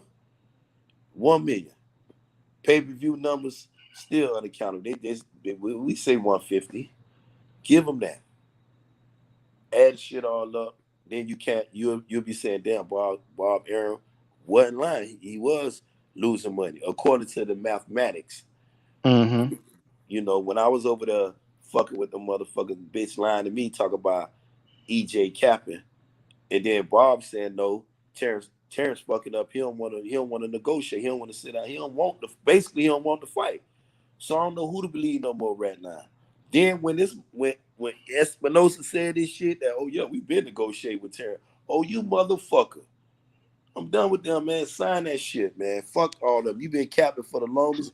You got motherfucker out here talking about EJ held up the fight, fire. You just lying to the people. Got people lying to each other. I don't know shit what they talk about. If your promoter said this motherfucker fucking it up, fuck what anybody else said. This the man investor, bruh. Man went over there telling y'all, man, he fucking up with money, can't buy shit, can't sell shit. He wants to sit down and negotiate shit. And then it's Espinosa saying this man been sent down. We been talking to him. The fuck is the hell up with his ass then? Man trying to cash out, bro. That's the hold up. And just like you said, somebody got to sit his dumb ass down and teach him back in of the trade skill. ESPN getting you all their money up front. That's all you get, bro. Ain't no more back end. Ain't nothing. That's all for them. Now, if you teaching somebody, this is why I admire Al Heyman. Because if you look at the business aspect, shit, I'm all game for that shit. Especially if it's for real. Don't tell me no back end pull. And when the doors closed, I'm waiting on my back end checking that shit ain't arrived. Me and I might have to call who up. Who? I need you to pull up with me. You got some work to do there. Right. For real. So, but if it's real though, business wise, it make a lot of sense. Especially if we gonna pull that fight, there might no telling what. And Espinosa was right. You got to estimate. You can't just sit there and say it'll do $1 million. And this motherfucker ain't pulling. Motherfucker Terrence Crawford ain't left now weight, bro. Ain't did a damn push up on the yard, bro. Nothing. He got a free ride at Undisputed at 147. Let me tell it. What work he Right. did. Let's be real talk. What work Terrence Crawford put in to get this bag like he finna get? Well, No more work. Just importantly, because you know, you can't remember the fighters he fought. man, You know what I'm saying? That tells you, look, like if you can't remember all the the fighters he fighters, fought was washed up and had shot in the leg and the rest of that garbage. Daddy if you problems, can't, daddy, all you that see, shit had issues. we are all hardcore fans here. We're hardcore boxing fans. But the casuals, you know what I'm saying? If you can't remember who he fought for Undisputed, that tells you what kind of opponents he had. You know what I'm saying? When Pernell Whitaker fought Bertie McGirt, that was a fucking battle, bro. That was a motherfucking battle. These guys were good. You know what I'm saying? You get in there with somebody who's just crap and you win Undisputed, that makes Undisputed like nothing. You know what I'm saying? You beat somebody with 2 belts and they trash. You know what I'm saying? It ain't shitting on Bud. It's just that he just fought a weak division. You know what I'm saying? Like Canelo winning Undisputed at 168. You know, it was a weak division. I mean, Caleb Plant could box. He got 2 belts off Yildirim. You know what I'm saying? He fought Billy Joe Saunders, you know what I'm saying, who wasn't a world beater. So, you know, they keep, pretending like all these undisputed titles or something, but it's nothing, bro. You know what I'm saying? It's nothing because there's no killers at these weight classes. And I'm just, I'm a boxing purist. You know what I'm saying? I can't pretend. You know what I'm saying? I just can't pretend that, these dudes did something that they didn't. And you look at a fighter like Jamel who went through the hellfire. You know, he went through hellfire to get undisputed. That don't equal. I mean, Terrence Crawford undisputed don't equal Jamel undisputed. You know what I'm saying?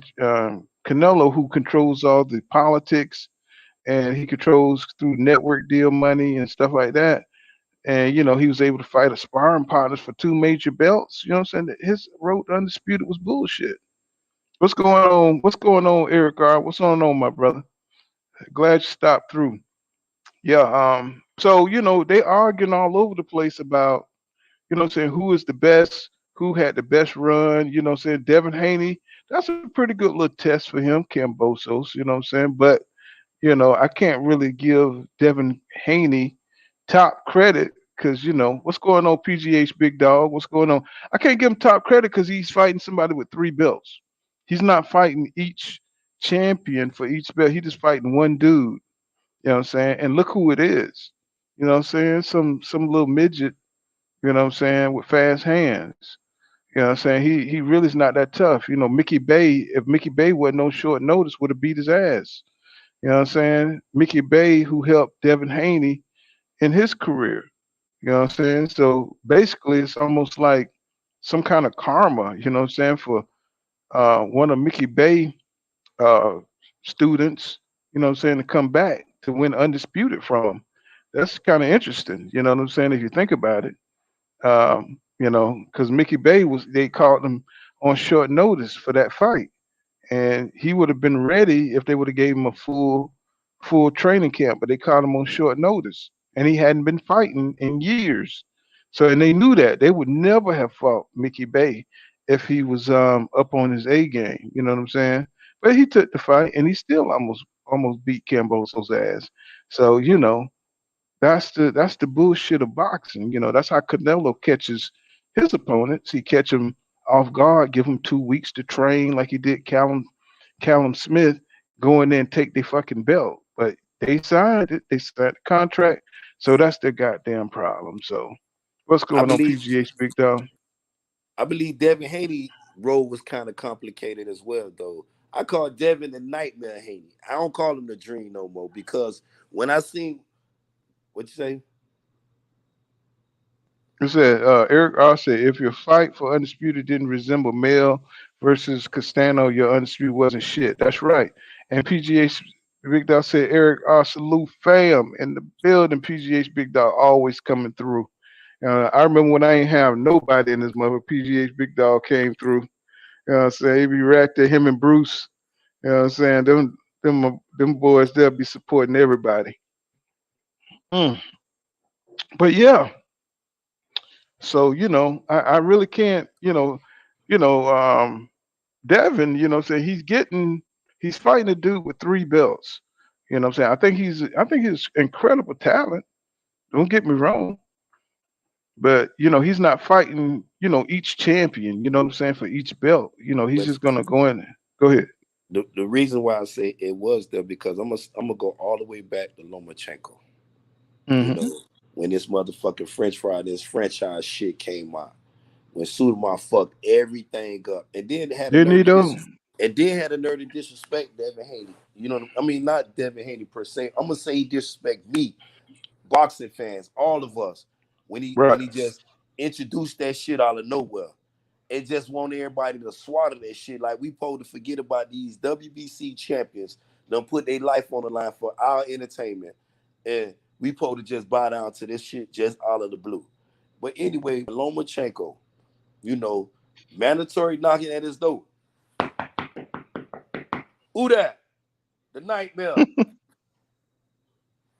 Now motherfuckers quiet in there. You feel what I'm saying? This how it was. Went to Sudamar. Sudamar told on him. Sudamar said, "Oh yeah, they came to me and petitioned me to become franchise champion." Oh yeah, yeah. So they won't have no mandatories. So what happened to Lomachenko? He give up the regular. He give up the WBC title. They go over there and take this franchise title to avoid the Nightmare. Okay, cool. Then he said, "Oh yeah, I'm gonna fight you. You ain't shit. I got the franchise. Had all the soul." That's one strike. Then Luck struck his ass down. Then now you got this Teofimo. He whooped Lomachenko ass. Now he talking about he the A side to everybody. He the motherfucker super double A side. He the quadruple. He was talking cash shit. Cherry pick George Camboso. Now keep in mind now, Lomachenko fuck it up in my eyes because he didn't want to fight the Nightmare because he was at who that? The Nightmare played like he wasn't nobody in his crib. Gave up the belt. Now he said he You gonna ain't fight got him. you ain't got no warrants, is it? Hey man, the man made. Hey, Devin came to serve motherfucking warrants. That's what he came to do. Devin was coming to serve warrants. So when he came knocking on Lomachenko, though, Lomachenko went bad, sued him out for the franchise title. Boom. But he steady was talking shit to Devin Haney. Yo, I'm gonna fight your ass. Fuck you. Let me get rid of T.O. Lightning strike. Struck his ass down. Boom. Now T.O. over here with the bullshit. He the quadruple A side. The takeover is here to stay. His daddy talking crazy like he on motherfucking ecstasy pills and coke. You know what I'm saying? They on a hoorah. Guess what? They talking shit. They were talking so much shit. Fuck you, Bob Arum. You ain't shit. We gonna go to motherfucking, you know, they were talking some big boy shit. Oh, now Shirley done came, you know, Price bid, snatched the fight up. That shit flopped. Now they got to go back to Price bid. Kissing ass at the zone. Cherry pick George Kambosos. But he still not. We got Lomachenko right there. That buck Devin Haney. Now T.O. talking shit. Talk about I beat you. I need to get rid of George Kambosos. Motherfucker, you ain't shit. We can fight right now. We can't fight. Eddie Hearn, you give me 10 minutes. It went from 5, 10 to 100. I don't know what the fuck they was on. But anyway, he cherry picked motherfucker George Kambosos, got his ass kicked. George Kambosos come out the same fight, talking the same shit 3 times in a row with these motherfuckers with that belt. Damn, they hated that. Now he had George Kambosos though. George Kambosos though. Oh, you got Linares, bro. You take care of him. I mean, Diaz, all that other bullshit they were talking. Then as soon as he beat his ass convincingly, impressively. Oh, let me see what Gervonta Davis got to do. Then all of a sudden, they said, fuck this fight because he promised us, motherfucker, the self-proclaimed emperor. This is what this motherfucker called himself, Pull. I'm the emperor. Fuck the 4 kings. I kick all their ass. He was talking big boy shit too. Bucking that Devin Haney smoke. All of a sudden, Lomachenko, what? How the fuck Lomachenko get back in the picture? Because he fought Nakatani and then he knocked out Comey. Man, listen, that's all it takes for him. He had T.O. problems. T.O. just took the belt, man. It was a circle. Hold up, David. Hold up. When this merry-go-round gonna stop and Clip undisputed at 135? Lomachenko could have did all this shit. I mean, T.O. could have cleared it up because he still had to get that IBL belt off it. They was not undisputed. That shit Suleiman was trying to sell, them other body sanction was not buying that because when they made, if that was the case, when they made Jamar Charlo, why y'all ain't see the Lomachenko of the world? Why y'all ain't see the T or the female of the world up there? Because Devin Haney had that WBC belt. He was holding up that undisputed at 135. Now he had, They kept trying to bypass him. That's why they created trying to bypass and trying to sell that franchise shit as undisputed. Damn, people don't want going for that shit. Man, fuck that shit, man. Hell no, man. That's bullshit. And I'm glad they stood down on that shit. Because if that's the case, you got to pass out that shit to everybody in each division. Make that shit even playing field. It's going to be fucked up out of Clear Blue. But anyway, now he talking about he want to fight. I'm glad. I ain't glad, but, you know, the war jumped off. And now this motherfucker can't fight. And now they entertaining the Devins of the world. Devin had to sign. What's going on, Sosa? Y'all check out Sosa video over at his channel. He got Errol Spence Jr. What's going on? He's got an Errol Spence Jr. Like documentary type video. That shit is fire, bro. That shit is gonna be fire. Redo that. Y'all got to check it out, man. I saw it, man. That motherfucker is good. They don't strike it though. Good. They keep striking it though. I have it done before the week over with, but I just finished the video about the welterweight division. And I mean, all y'all should go check it out right there. I gave a complete breakdown of the division and what's about to happen after the 2 kings of the division leave right there. It's uploading right now. It's 18 minutes, but it's fire. Like they definitely got plans for Astonis, and I don't know how Virgil Ortiz is going to be able to stick around 147 when he got these problems making weight. Motherfuckers passed out, almost died trying to make 147. Well, I mean, he is 5'10", but he's not trying to go up there to 154. See, that's what they're doing a lot right now. These people trying to daggone marginalize and get down to the lowest they can because they call weight bullying. They trying to be able to beat up on a smaller person. That's what Inoue be doing. Inoue walk around at like 140, 150, but he'll get down to 118 and be knocking them people out. You know, Mm-hmm. that's why you really can't take everything he do. I mean, you can take it because he can get Who down to you that got in weight. that fight? Who you got between him and Donaire? They supposed to be going at it. I think Donaire gonna get him this time though, because Mm-hmm. Donaire done felt that man power now, and you Mm-hmm. know, skills pay the bills. Donaire got skills, but see, Donaire, he was like NUA too, because you remember he started at that low weight, and then as he Yeah. got up, he stopped knocking motherfuckers out. But now he done rededicated himself, and now he got a little more pop to it. I think if Mm-hmm. I think he done seen the style, and you know, he's a good trainer. He got a high IQ. I Yeah. feel like he knows what he did wrong in that last fight. Because even though he got punished, he was still in that fight. Yeah. And you know, if he could have slipped here, threw one here or there, that would have been the difference in that fight. Well, you know, Inouye don't have any defense. His offense is his defense. And you know what I'm saying, Exactly. that's beautiful for a veteran like Yeah, Donaire. He always has an opportunity. you can't give Nonito Donaire a second chance to get you. Mm-hmm. You can't give him a second chance. But he's racking up a pretty good little legacy. I'm glad that he dodged that fight with the little juicer down there. What's that guy named Cashmere? Oh yeah, Cashmere, yeah, you know, he wouldn't take the Casemiro. goddamn drug test. Yeah, yeah, he Yeah. wouldn't take the drug test, you know what I'm saying? So, you know, nobody got time for that, bro. Okay, These but look at dudes, Canelo and look at Oscar Valdez. You mm-hmm, remember when Oscar De La Hoya, you know, when people gain weight, even when Roy Jones gained that extra weight to go up to heavyweight, you know, mm-hmm, he had a little pudge on him. You feel me?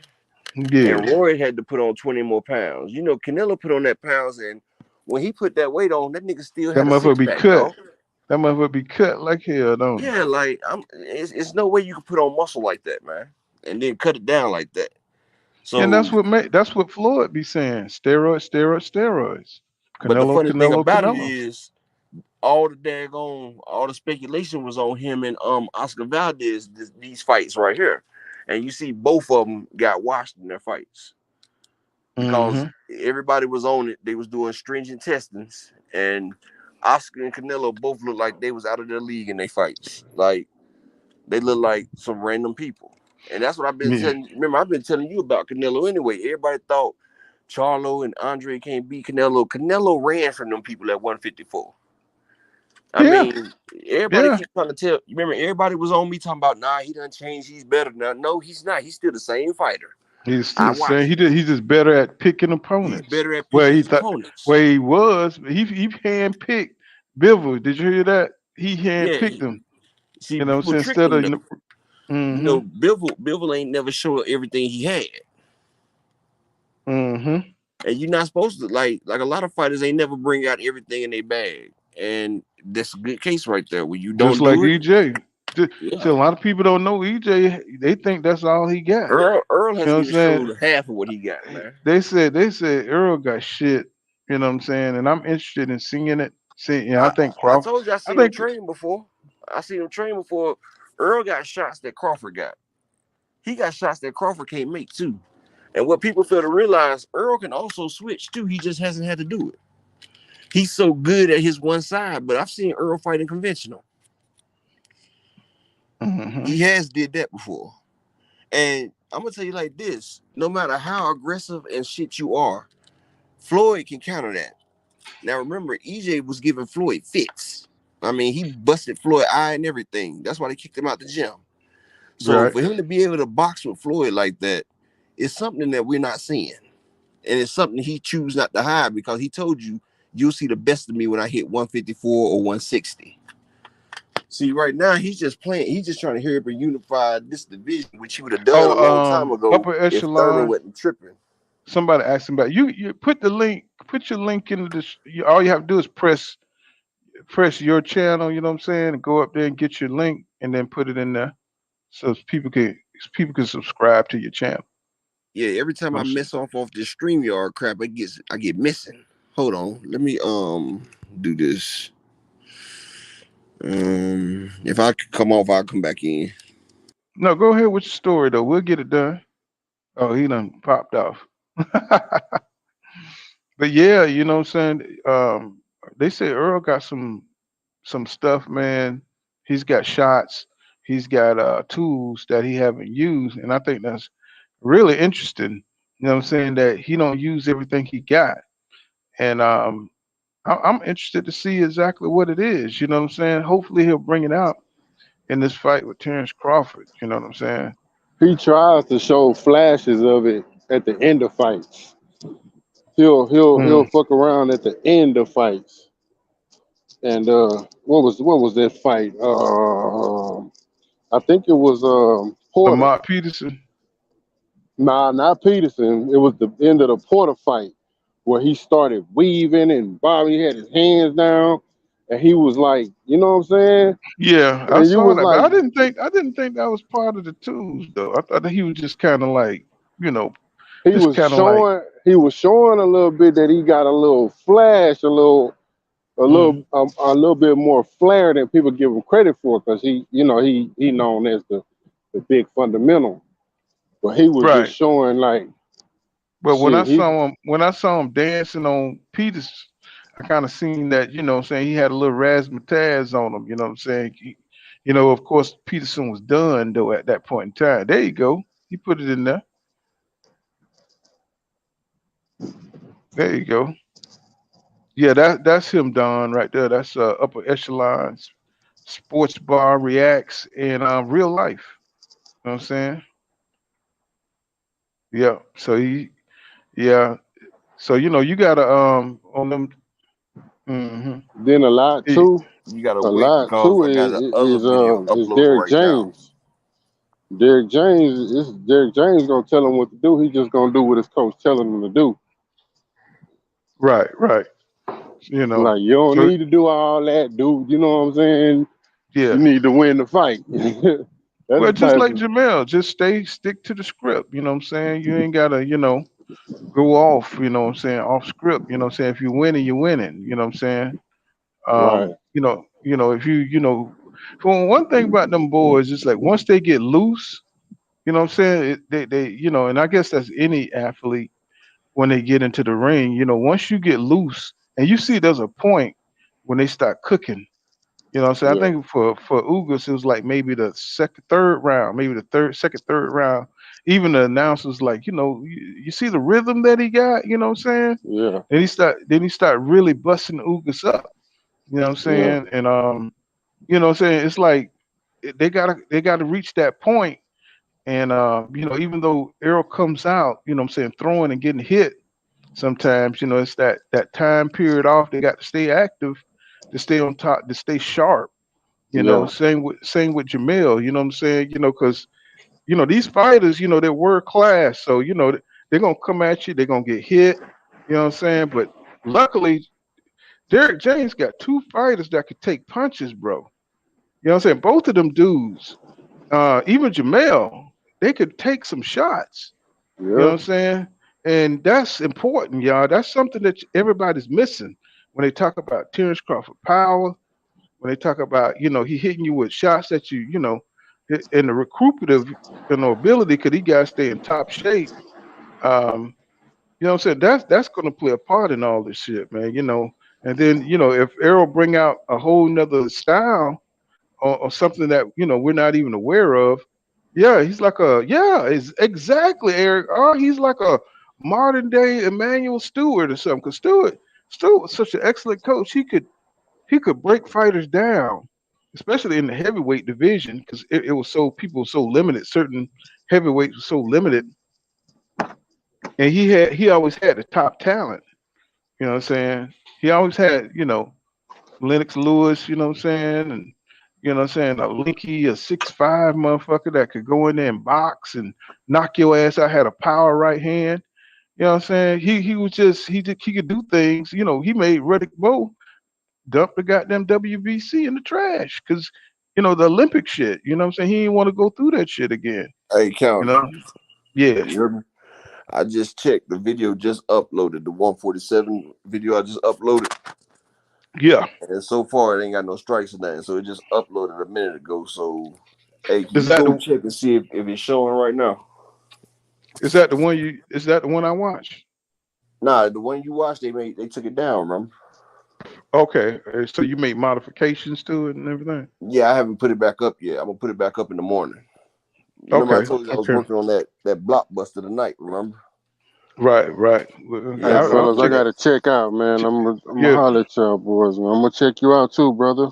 Hey, All right yeah, then. swing by my page and subscribe and everything, bro. I'm gonna be dropping fire every day, man. You know, I'm Hey, just gonna Well, who's real? Hey, who's real? Drop your link, bro. You know what I'm saying? So you get all right. some subscribers over there, bro. And oh All right, man. I mean, my page, my page, something different, man. You know what I'm saying? So yeah, I had to block my playlist because if they see what I got on my playlist, boy. I have to let yeah, people just find me on their own, cause I got two. I got two Unabombers on my two Black Panthers, you know two what Black I'm Panthers and saying. stuff on my militant Black Panthers on my list. That's all Yeah, right. I had to go ahead and hide my playlist because Y'all gonna they'll have me take on me the up no out of here. flight. Y'all gonna have me on the no flight list. Man, I'm just keeping it real with you, brother. You know, I just let Goddamn people find me. You know, I'm woke, Huey, man. I stay woke. You Huey feel me? They ain't Newton gonna and pull that shit. bull crap over me. I You know know what what's I'm going talking on down about. here. You know what I'm talking about. Real talk. And I'm Uh, waking people up too. So, you know, I'm just like, hey, y'all can yeah, I click on be. my page if y'all want to. You know what I'm saying? Just don't be, you know, my shit type shit make motherfuckers like question their whole existence and shit. Oh yeah, But I'll be with that. I yeah, definitely got to come so check you out. yeah, Eric, check me Eric out at your Ross. own risk, man. And it's all love too, man. I don't begrudge nobody for what they believe or what they Oh nah, think. it's You just know. what they believe. Well, we've been taught ain't what we supposed to be believing anyway. But that's another story. Right now Right, we on boxing over here. right. So y'all Well, you boys know, take it easy, man. I'll check in with y'all. I ain't going nowhere no time soon anyway. all right, bro. Mm-hmm. All right, bet. Eric Ross says Eric's so confident he feels he could move up and beat Mel. Not saying that he can, but you can tell he has 100% of male respect. That should tell you something. Well, upper Hey echelon can Eric, tell you a little bit about that. He can tell you a little bit about that. hey Tell Eric, him about. Eric R. What you feel to realize, right? Jamel and Earl, they on this thing called iron sharpens iron. And numerous times Earl has put Mel down in sparring. They do them two right there. See, they the perfect combination because they're around the same size. Like Earl used to walk around at 180. Now he keeping his weight close because Okay, you so can put your he link won't in have to there, go through. Eric R. Put your link Uh-huh. in there, bro. I'll tell Eric R. You put his link in there. Go ahead. Go. I'm sorry. Go ahead. And so Jamel knows what Earl can do. See, it's just the rest of the public that don't know. Like Hmm. Jamel, he said he the Southpaw killer. But Earl told him, you don't kill this up. He was like, well, I ain't Oh talking yeah, I about remember you. that. I remember that. I remember that. He Jamel running his can't, mouth. yeah, Jamel can't beat Earl. That's why he would never fight Earl. Like, Earl is something different. That's why I be trying to tell y'all. See, y'all have only seen parts of his game. And y'all see him when he's down to 147. That's not his weight. Earl's going to peak around 154, 160 easily. That's why PBC was so confident to give Canelo $55 million to fight that man. Because Earl would have washed him worse than Bivol did. Because Earl would have had his regular weight on and he'd have been much more powerful. And see, people don't understand. Earl is a lot more powerful than y'all think. See, all his shots is like when you see people out there shoe shining, when they be Uh throwing them huh. little quick shoe shining shots. That's what kind Hmm. of shots Earl is throwing. So if he's doing that much damage with his shoe shining, just imagine if he sits down on his shots. He never sits down on his shots.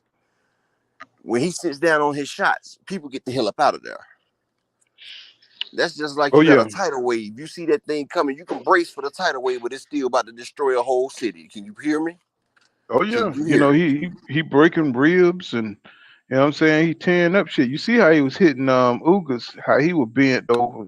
That nigga Yeah. was paralyzed. After Ugas did that to him, he sat down on about two of those shots, and you see bones broke.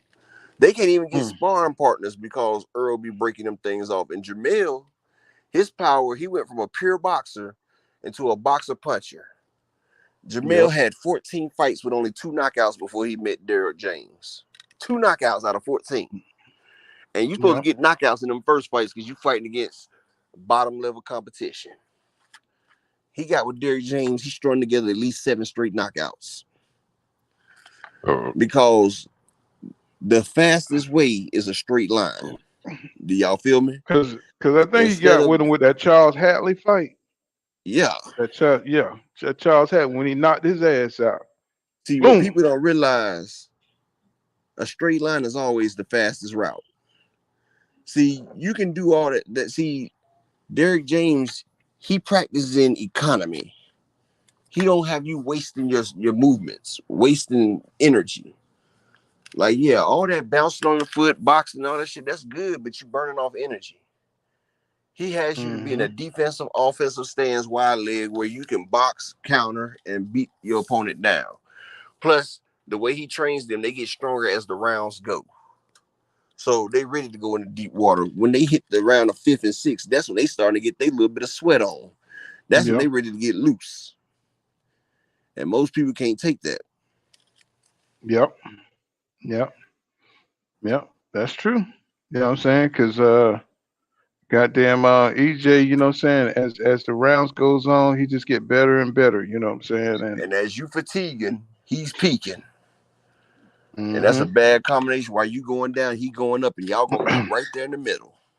Well, I think one thing that's gonna really hurt Crawford is boxing backwards. Because it takes a lot of energy, you know what I'm saying, to move around that ring and box backwards. So he's gonna have to come up with some offense. You know what I'm saying? The way To stand Castano was on Charlo. Oh yeah. Yes, Charlo, sir. boy, that man has beautiful feet work. Did you see that footwork that he was Man, using? he step out to the left. He ducked that goddamn left, that straight left that shot. He'll bait it. First he'll give him a little feint, step out to the left, and Charlotte he'll bait that goddamn straight left and go straight to goddamn male Did you see, body. like, Charlo looked like he was floating around the ring, didn't he? Yes, sir. That boy was gliding. But you know the crazy thing was you know, Mel was able to catch him with the right hook. I mean the right uppercut. You know what I'm saying? He hadn't got it down to his you know, saying what he liked to do. And because he kept shooting that overhand right just a Yeah, that's little called bit too boxing much. IQ right there. He was shooting that overhand right just a little bit too much. And Mel caught on to that shit. And he, you know, he even though he'll shoot, he baited that left, straight left, he come back with that You ain't hear motherfucking what Derrick right James told him uppercut. though? Right before he Short dropped your him, shots. he said aim for the shoulder. That's what he told said, Earl too. He said throw the hook toward the shoulder. Charlo threw that hook toward the shoulder, caught him dead on the side of his chin. See, Derrick James is like a professor. Collapsed. Huh? That's when he collapsed. He melted like damn Marlon did on that movie White Girls. I pulled up a clip. I was gonna start that, right? You know the movie White Girls when they was doing the dance battle. Remember how Marlon dropped to his knees and was doing that dance? Right. I got him and Castano doing the same thing on the video that I was working on. Well, I'm telling you, them videos gonna be the bomb, bro. You know what I'm saying? I wish I had time. I think this weekend I'm a you know what I'm saying, cut up me one and do one really good, you know what I'm saying? Because, you know, I don't be having time, man. That uppercut was it was amazing. Turned him completely off. Yeah. He said upper echelon must reacts. Life has let me click on it. He says that uppercut was amazing, turned him completely off. Erica says that. And Don says upper echelon box reacts real life has no videos up. So your video they must be blocking it or something. Again, well, it they must be shows that it's up. Hold on. they probably blocking it, you know what I'm saying? They'll do that.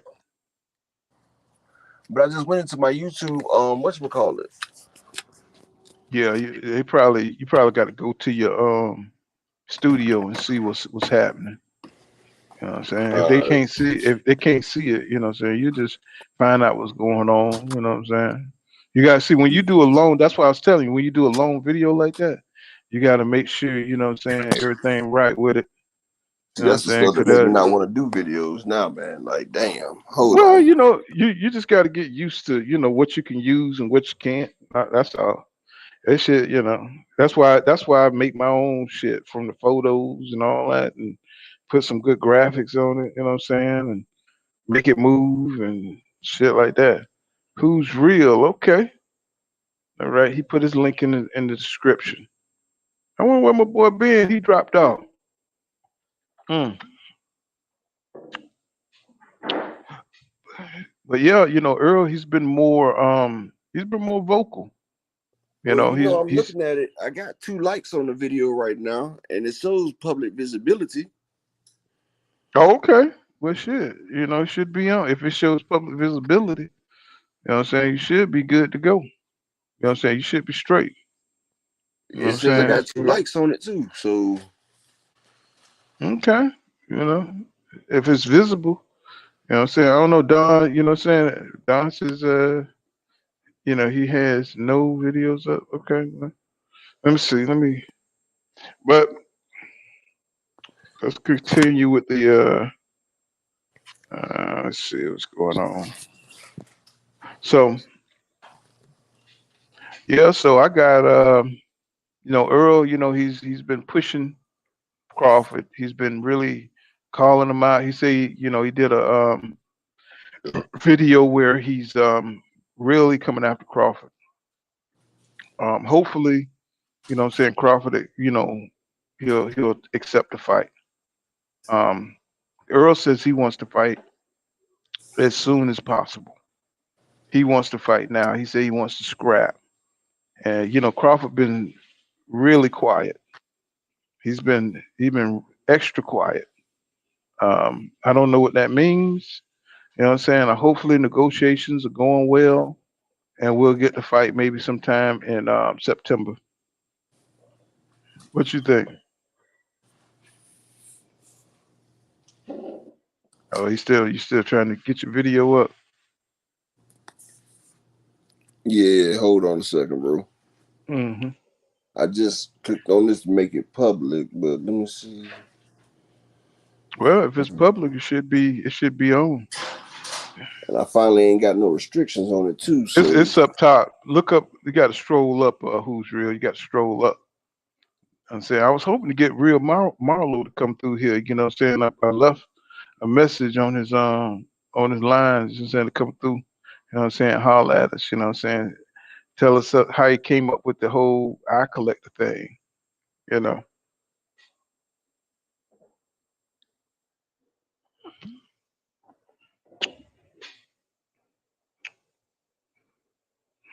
Let's see. You heard your boy Tim Zoo talking trash.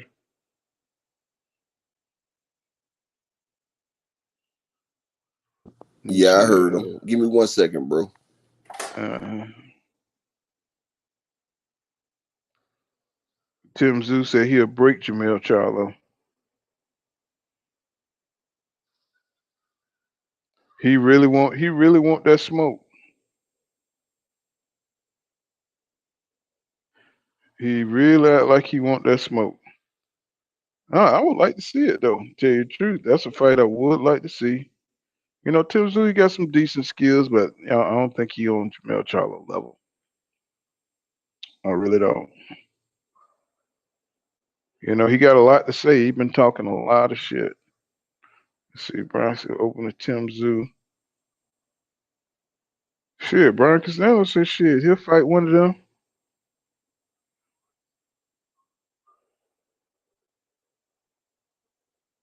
Let me see. So,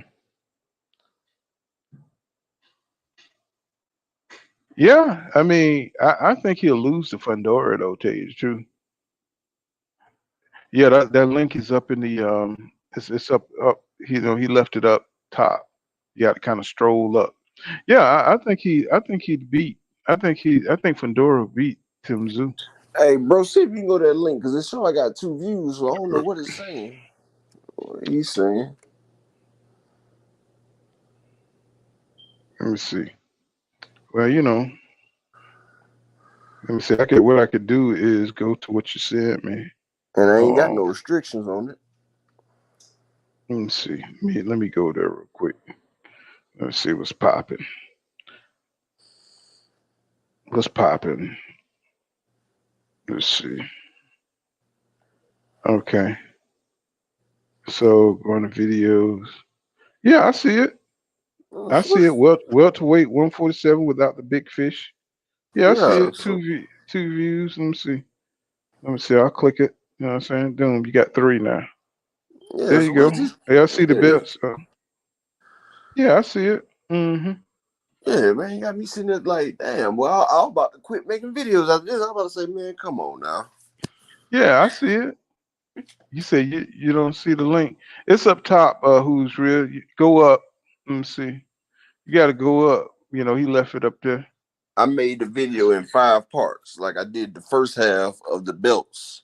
Then I did Hey WBA, man, IBF, WBC, and IBO. I mean, where is your link? Yeah, there it is. Okay, I see it.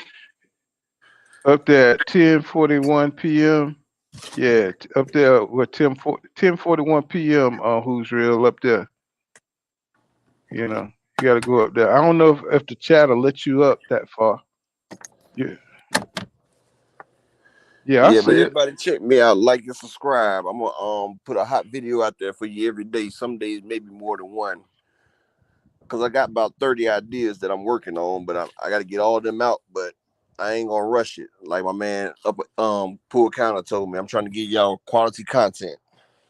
Oh yeah, you know. So I like that Aerosmith Junior one. That's the one I want to see. yeah, I'm You gonna know what finish it I'm up. I'm gonna finish it up. saying? I'm definitely gonna finish that, but I got a few more ideas. Like remember I told you my pound for pound, Yeah. and I'm also gonna do the top 15 rising prospects. I got Frank the Ghost Martin on there, Keyshawn Yep. Davis, Bam Rodriguez down there who won a championship, and see I got Hmm. Connor Bean. He's still a prospect right now. Him and Brandon Lee. Because they're not challengers. I mean, they're not champions yet. But I got the top 15 prospects that people need to look out for. Yeah. Brandon Lee, he ain't gonna make it. He ain't gonna make it. You said what? I said Brandon Lee ain't gonna make it. You know Why what I'm you say saying? that?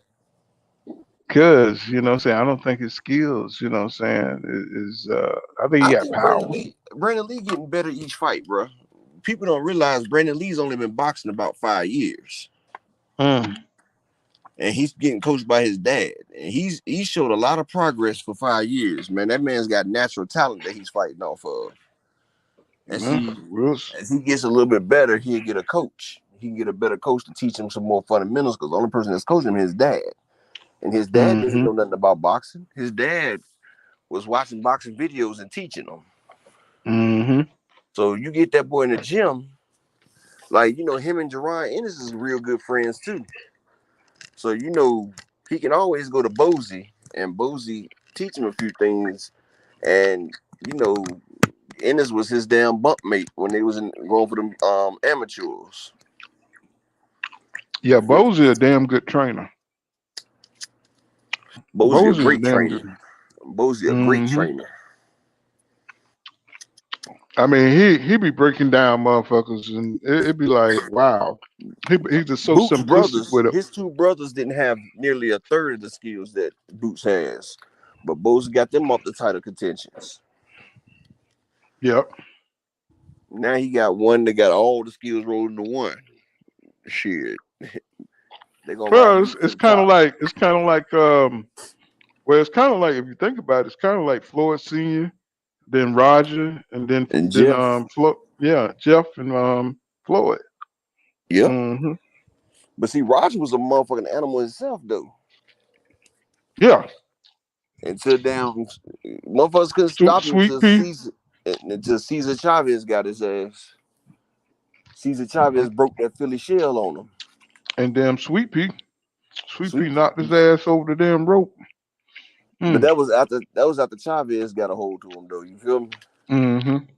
Like Chavez beat his ass so bad that shit wasn't Yeah. right. Like Chavez rushed that Philly shell, and Roger, if he could have caught him, he would have got him. But Chavez never gave him a chance to set up his offense. See, and that's the thing with that Philly shell. While you trying to defend off of that, if you got a motherfucker in that high guard that's pressing you, that shit null and void. because you got to Well, guard. you got to be able to move with that motherfucker like Floyd.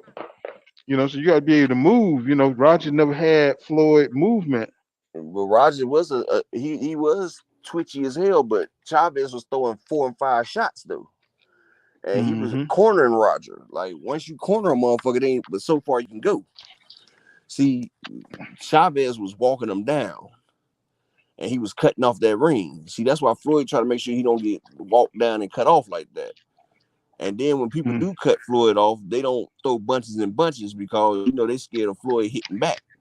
But Floyd, he took the Philly shell, plus he had his father's defense as well. See, he was the best of both worlds. Because see, Roger was an offensive monster, and his dad was a defensive juggernaut. You feel me? Mm-hmm. Like his dad was damn giving Sugar Ray Leonard hell. But that's why he always brought his dad for the second fight. You know what I'm saying, to get his defense tight. You know what I'm saying? Like with Madonna and shit. Much damage. Taking too much damage. Because you know Roger was teaching him straight offense.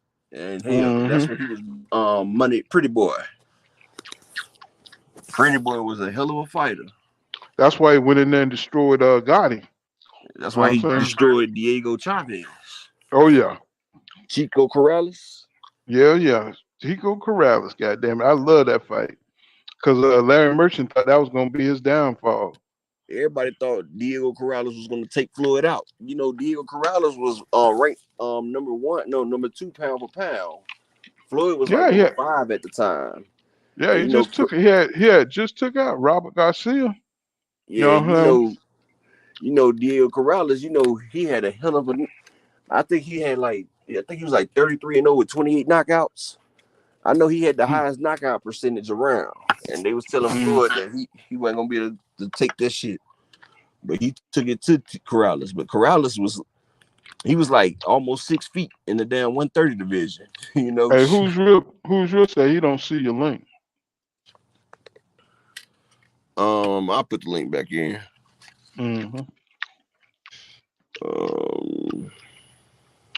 Eric R says Lubin would beat Tim Tszyu.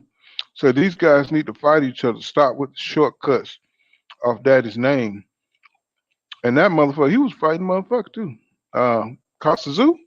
Oh my God. I used to love Kostya Tszyu style, man. His son ain't nothing like him though. Yeah, I would see. I don't know. That's a big dude, man. Tim Tszyu, he got some power. Yeah, I can see Lubin, but right now, Lubin need to build his confidence back up. You know what I'm saying? But I don't think Tim Tszyu is all that. I think somebody like Fundora would beat him. You know what I'm saying? Because if Heron knocked his ass down like that, you know, somebody like a Lubin with the power he got would definitely devastate him. Somebody like Rosario. Also, just click on my name. Just click on my name when I just type. It'll take you straight to a person's page if you click on them. So Lubin is dead in the water. Yeah, I hope not, because I think he's an excellent young fighter. I mean, sometimes, you know, you just got to pick yourself up, get back in there. Everybody was telling him that he wasn't ready to fight Charlo, but he was feeling himself. Yeah, I agree with you, Mr. Infinity. You can't fault him for wanting to better himself. You can't fault him for that. And I think, when you know when Earl and Crawford move up, Lubin will be a good fight for one of them anyway. So you know it's a new crop coming up to 154. You got Danny Garcia, you got Earl, you got Crawford. They gonna all be moving up, and Lubin gonna find a good fight. Earl versus Lubin, that'll be a great fight. I don't care what nobody say. Lubin versus Earl. You got Fundora, Tim Tszyu up there, but really, who else is there besides Fundora and Tim Tszyu? You feel me?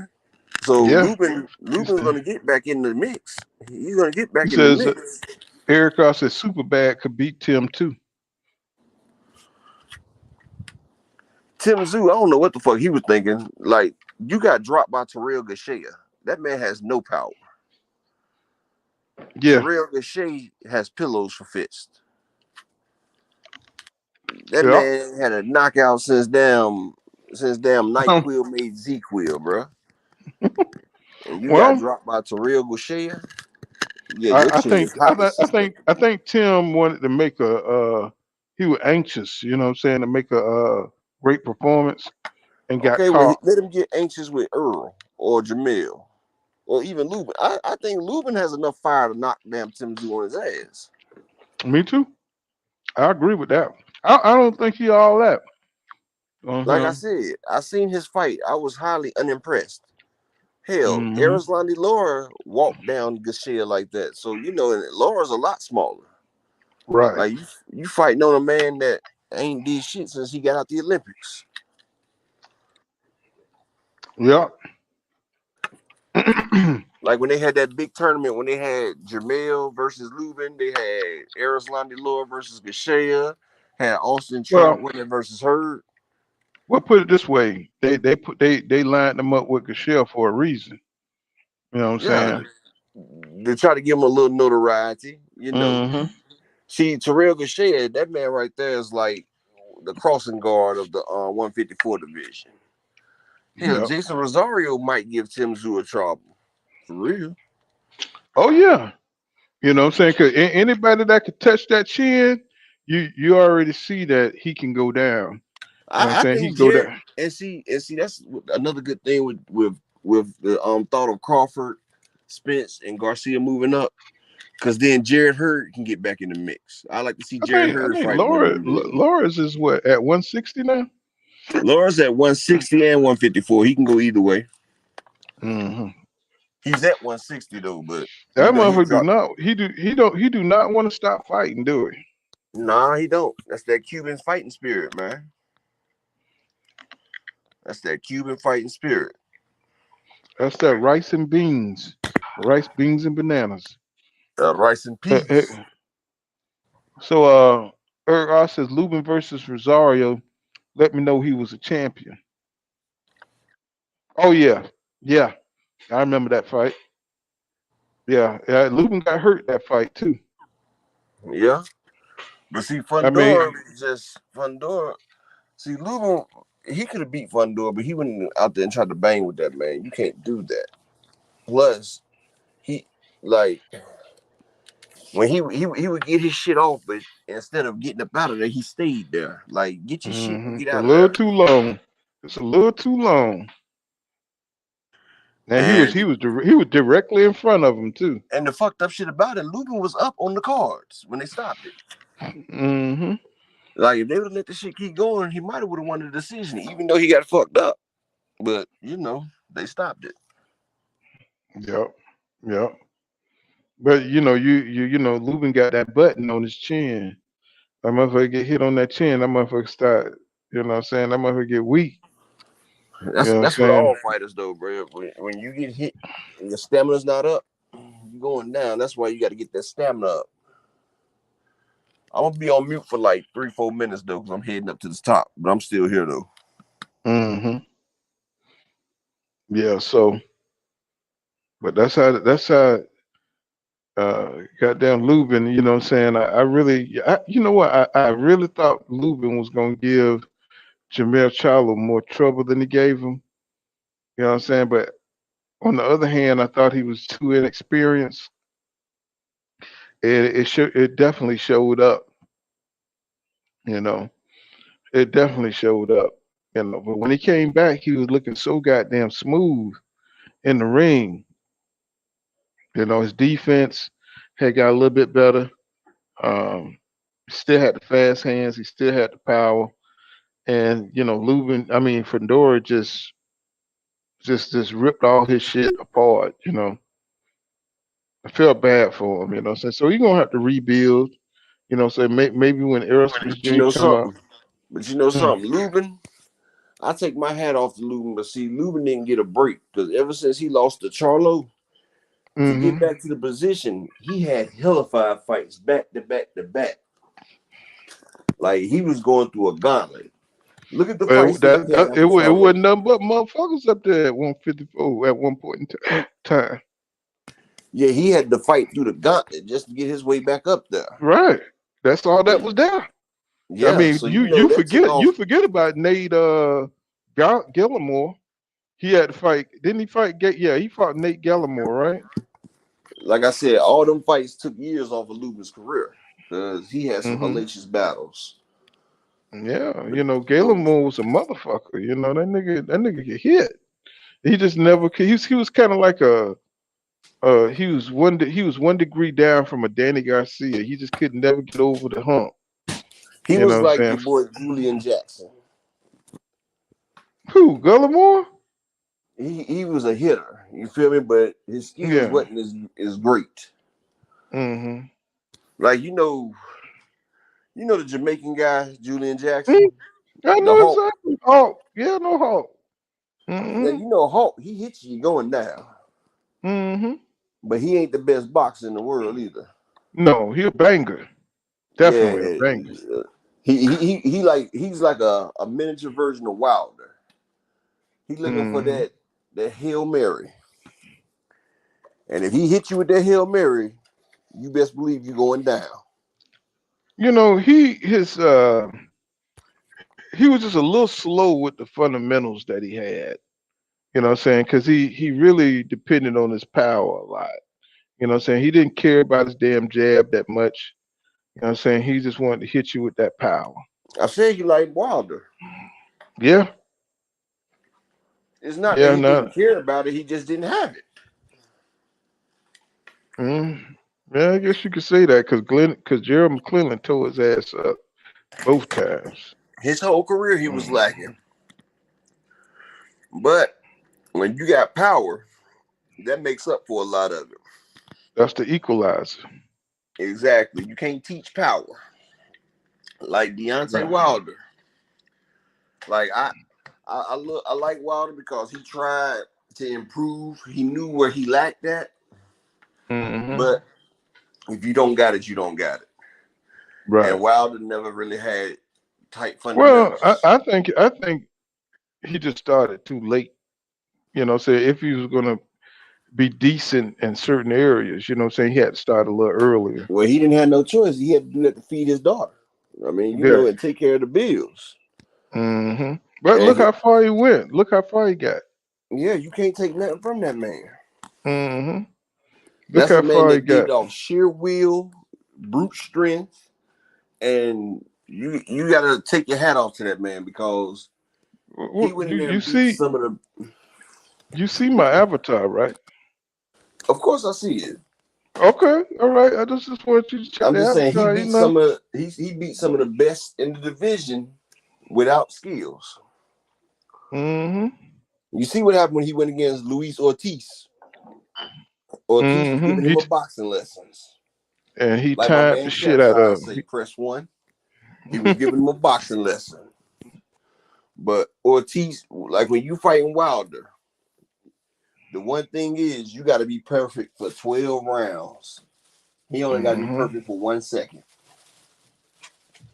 Now And he when he shows now earlier he sure showed some movement. You know what I'm saying in his career. Like when he fought Stavern, but Stavern wasn't. He was just a paper champion to me. well, Um, you know. Berman Stavern, like hmm that's the only person that went the distance. And then he took him out the next fight. That's what I was say. That's the fight. He took him out. You know what I'm saying? He just came out there and just That was his first Falumaloom his title fight, though. ass. That was his first title fight. He was giving Berman Stavern too much respect that fight. That's all that was. Hmm. Hmm. And after that fight, he realized, like, hey, this man can't even punch. And so the rematch, he just went out there swinging for the fences. And Berman ain't got the skills to get out the damn way. You said he was swinging for the fences. He went out there styling. He was styling on goddamn Stavern in that second fight. He was posing and shit, admiring his work. You know what I'm saying? All that shit.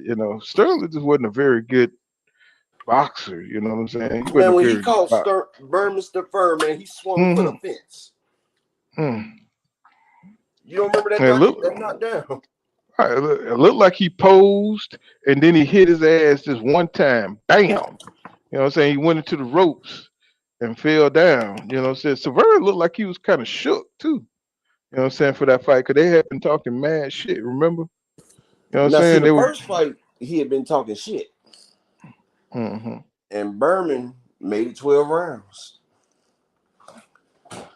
But, you know, that shows a fighter fights a whole lot different when you're a champion than when you're not a champion.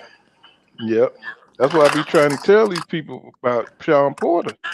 I said when he fought Terrence Crawford, he ain't had shit to lose. He retiring. You know what I'm saying? When he fought Earl, shit, he had a goddamn title he was trying to defend. Also, You know what you I'm can saying? tell when he fought Terrence Crawford, his dad even knew that he wasn't training well for it. He said he was gonna stop the fight anyway because his son wasn't training. He wasn't up for it. Mm-hmm. When you just And have you, your livelihood taken away from you in something that close, when a person just beats you at your own game, that hurts. damn sure do. Because they said the only way Porter could win is if they took the fight to the inside. Earl took the whole fight to the inside and Porter lost. And that was the best Sean Porter I've ever seen. And boy, I mean, did you see how he trained with Lamont Peterson? And I mean, he got all different kind of coaches and professors from, you know what I'm saying? Yeah, He and got a Sean Porter had a 6-month training camp. People don't realize that. oh, they know it. They know he had that. They know he prepared like that was the fight of his life, bro. He had prepared before he even accepted the contract.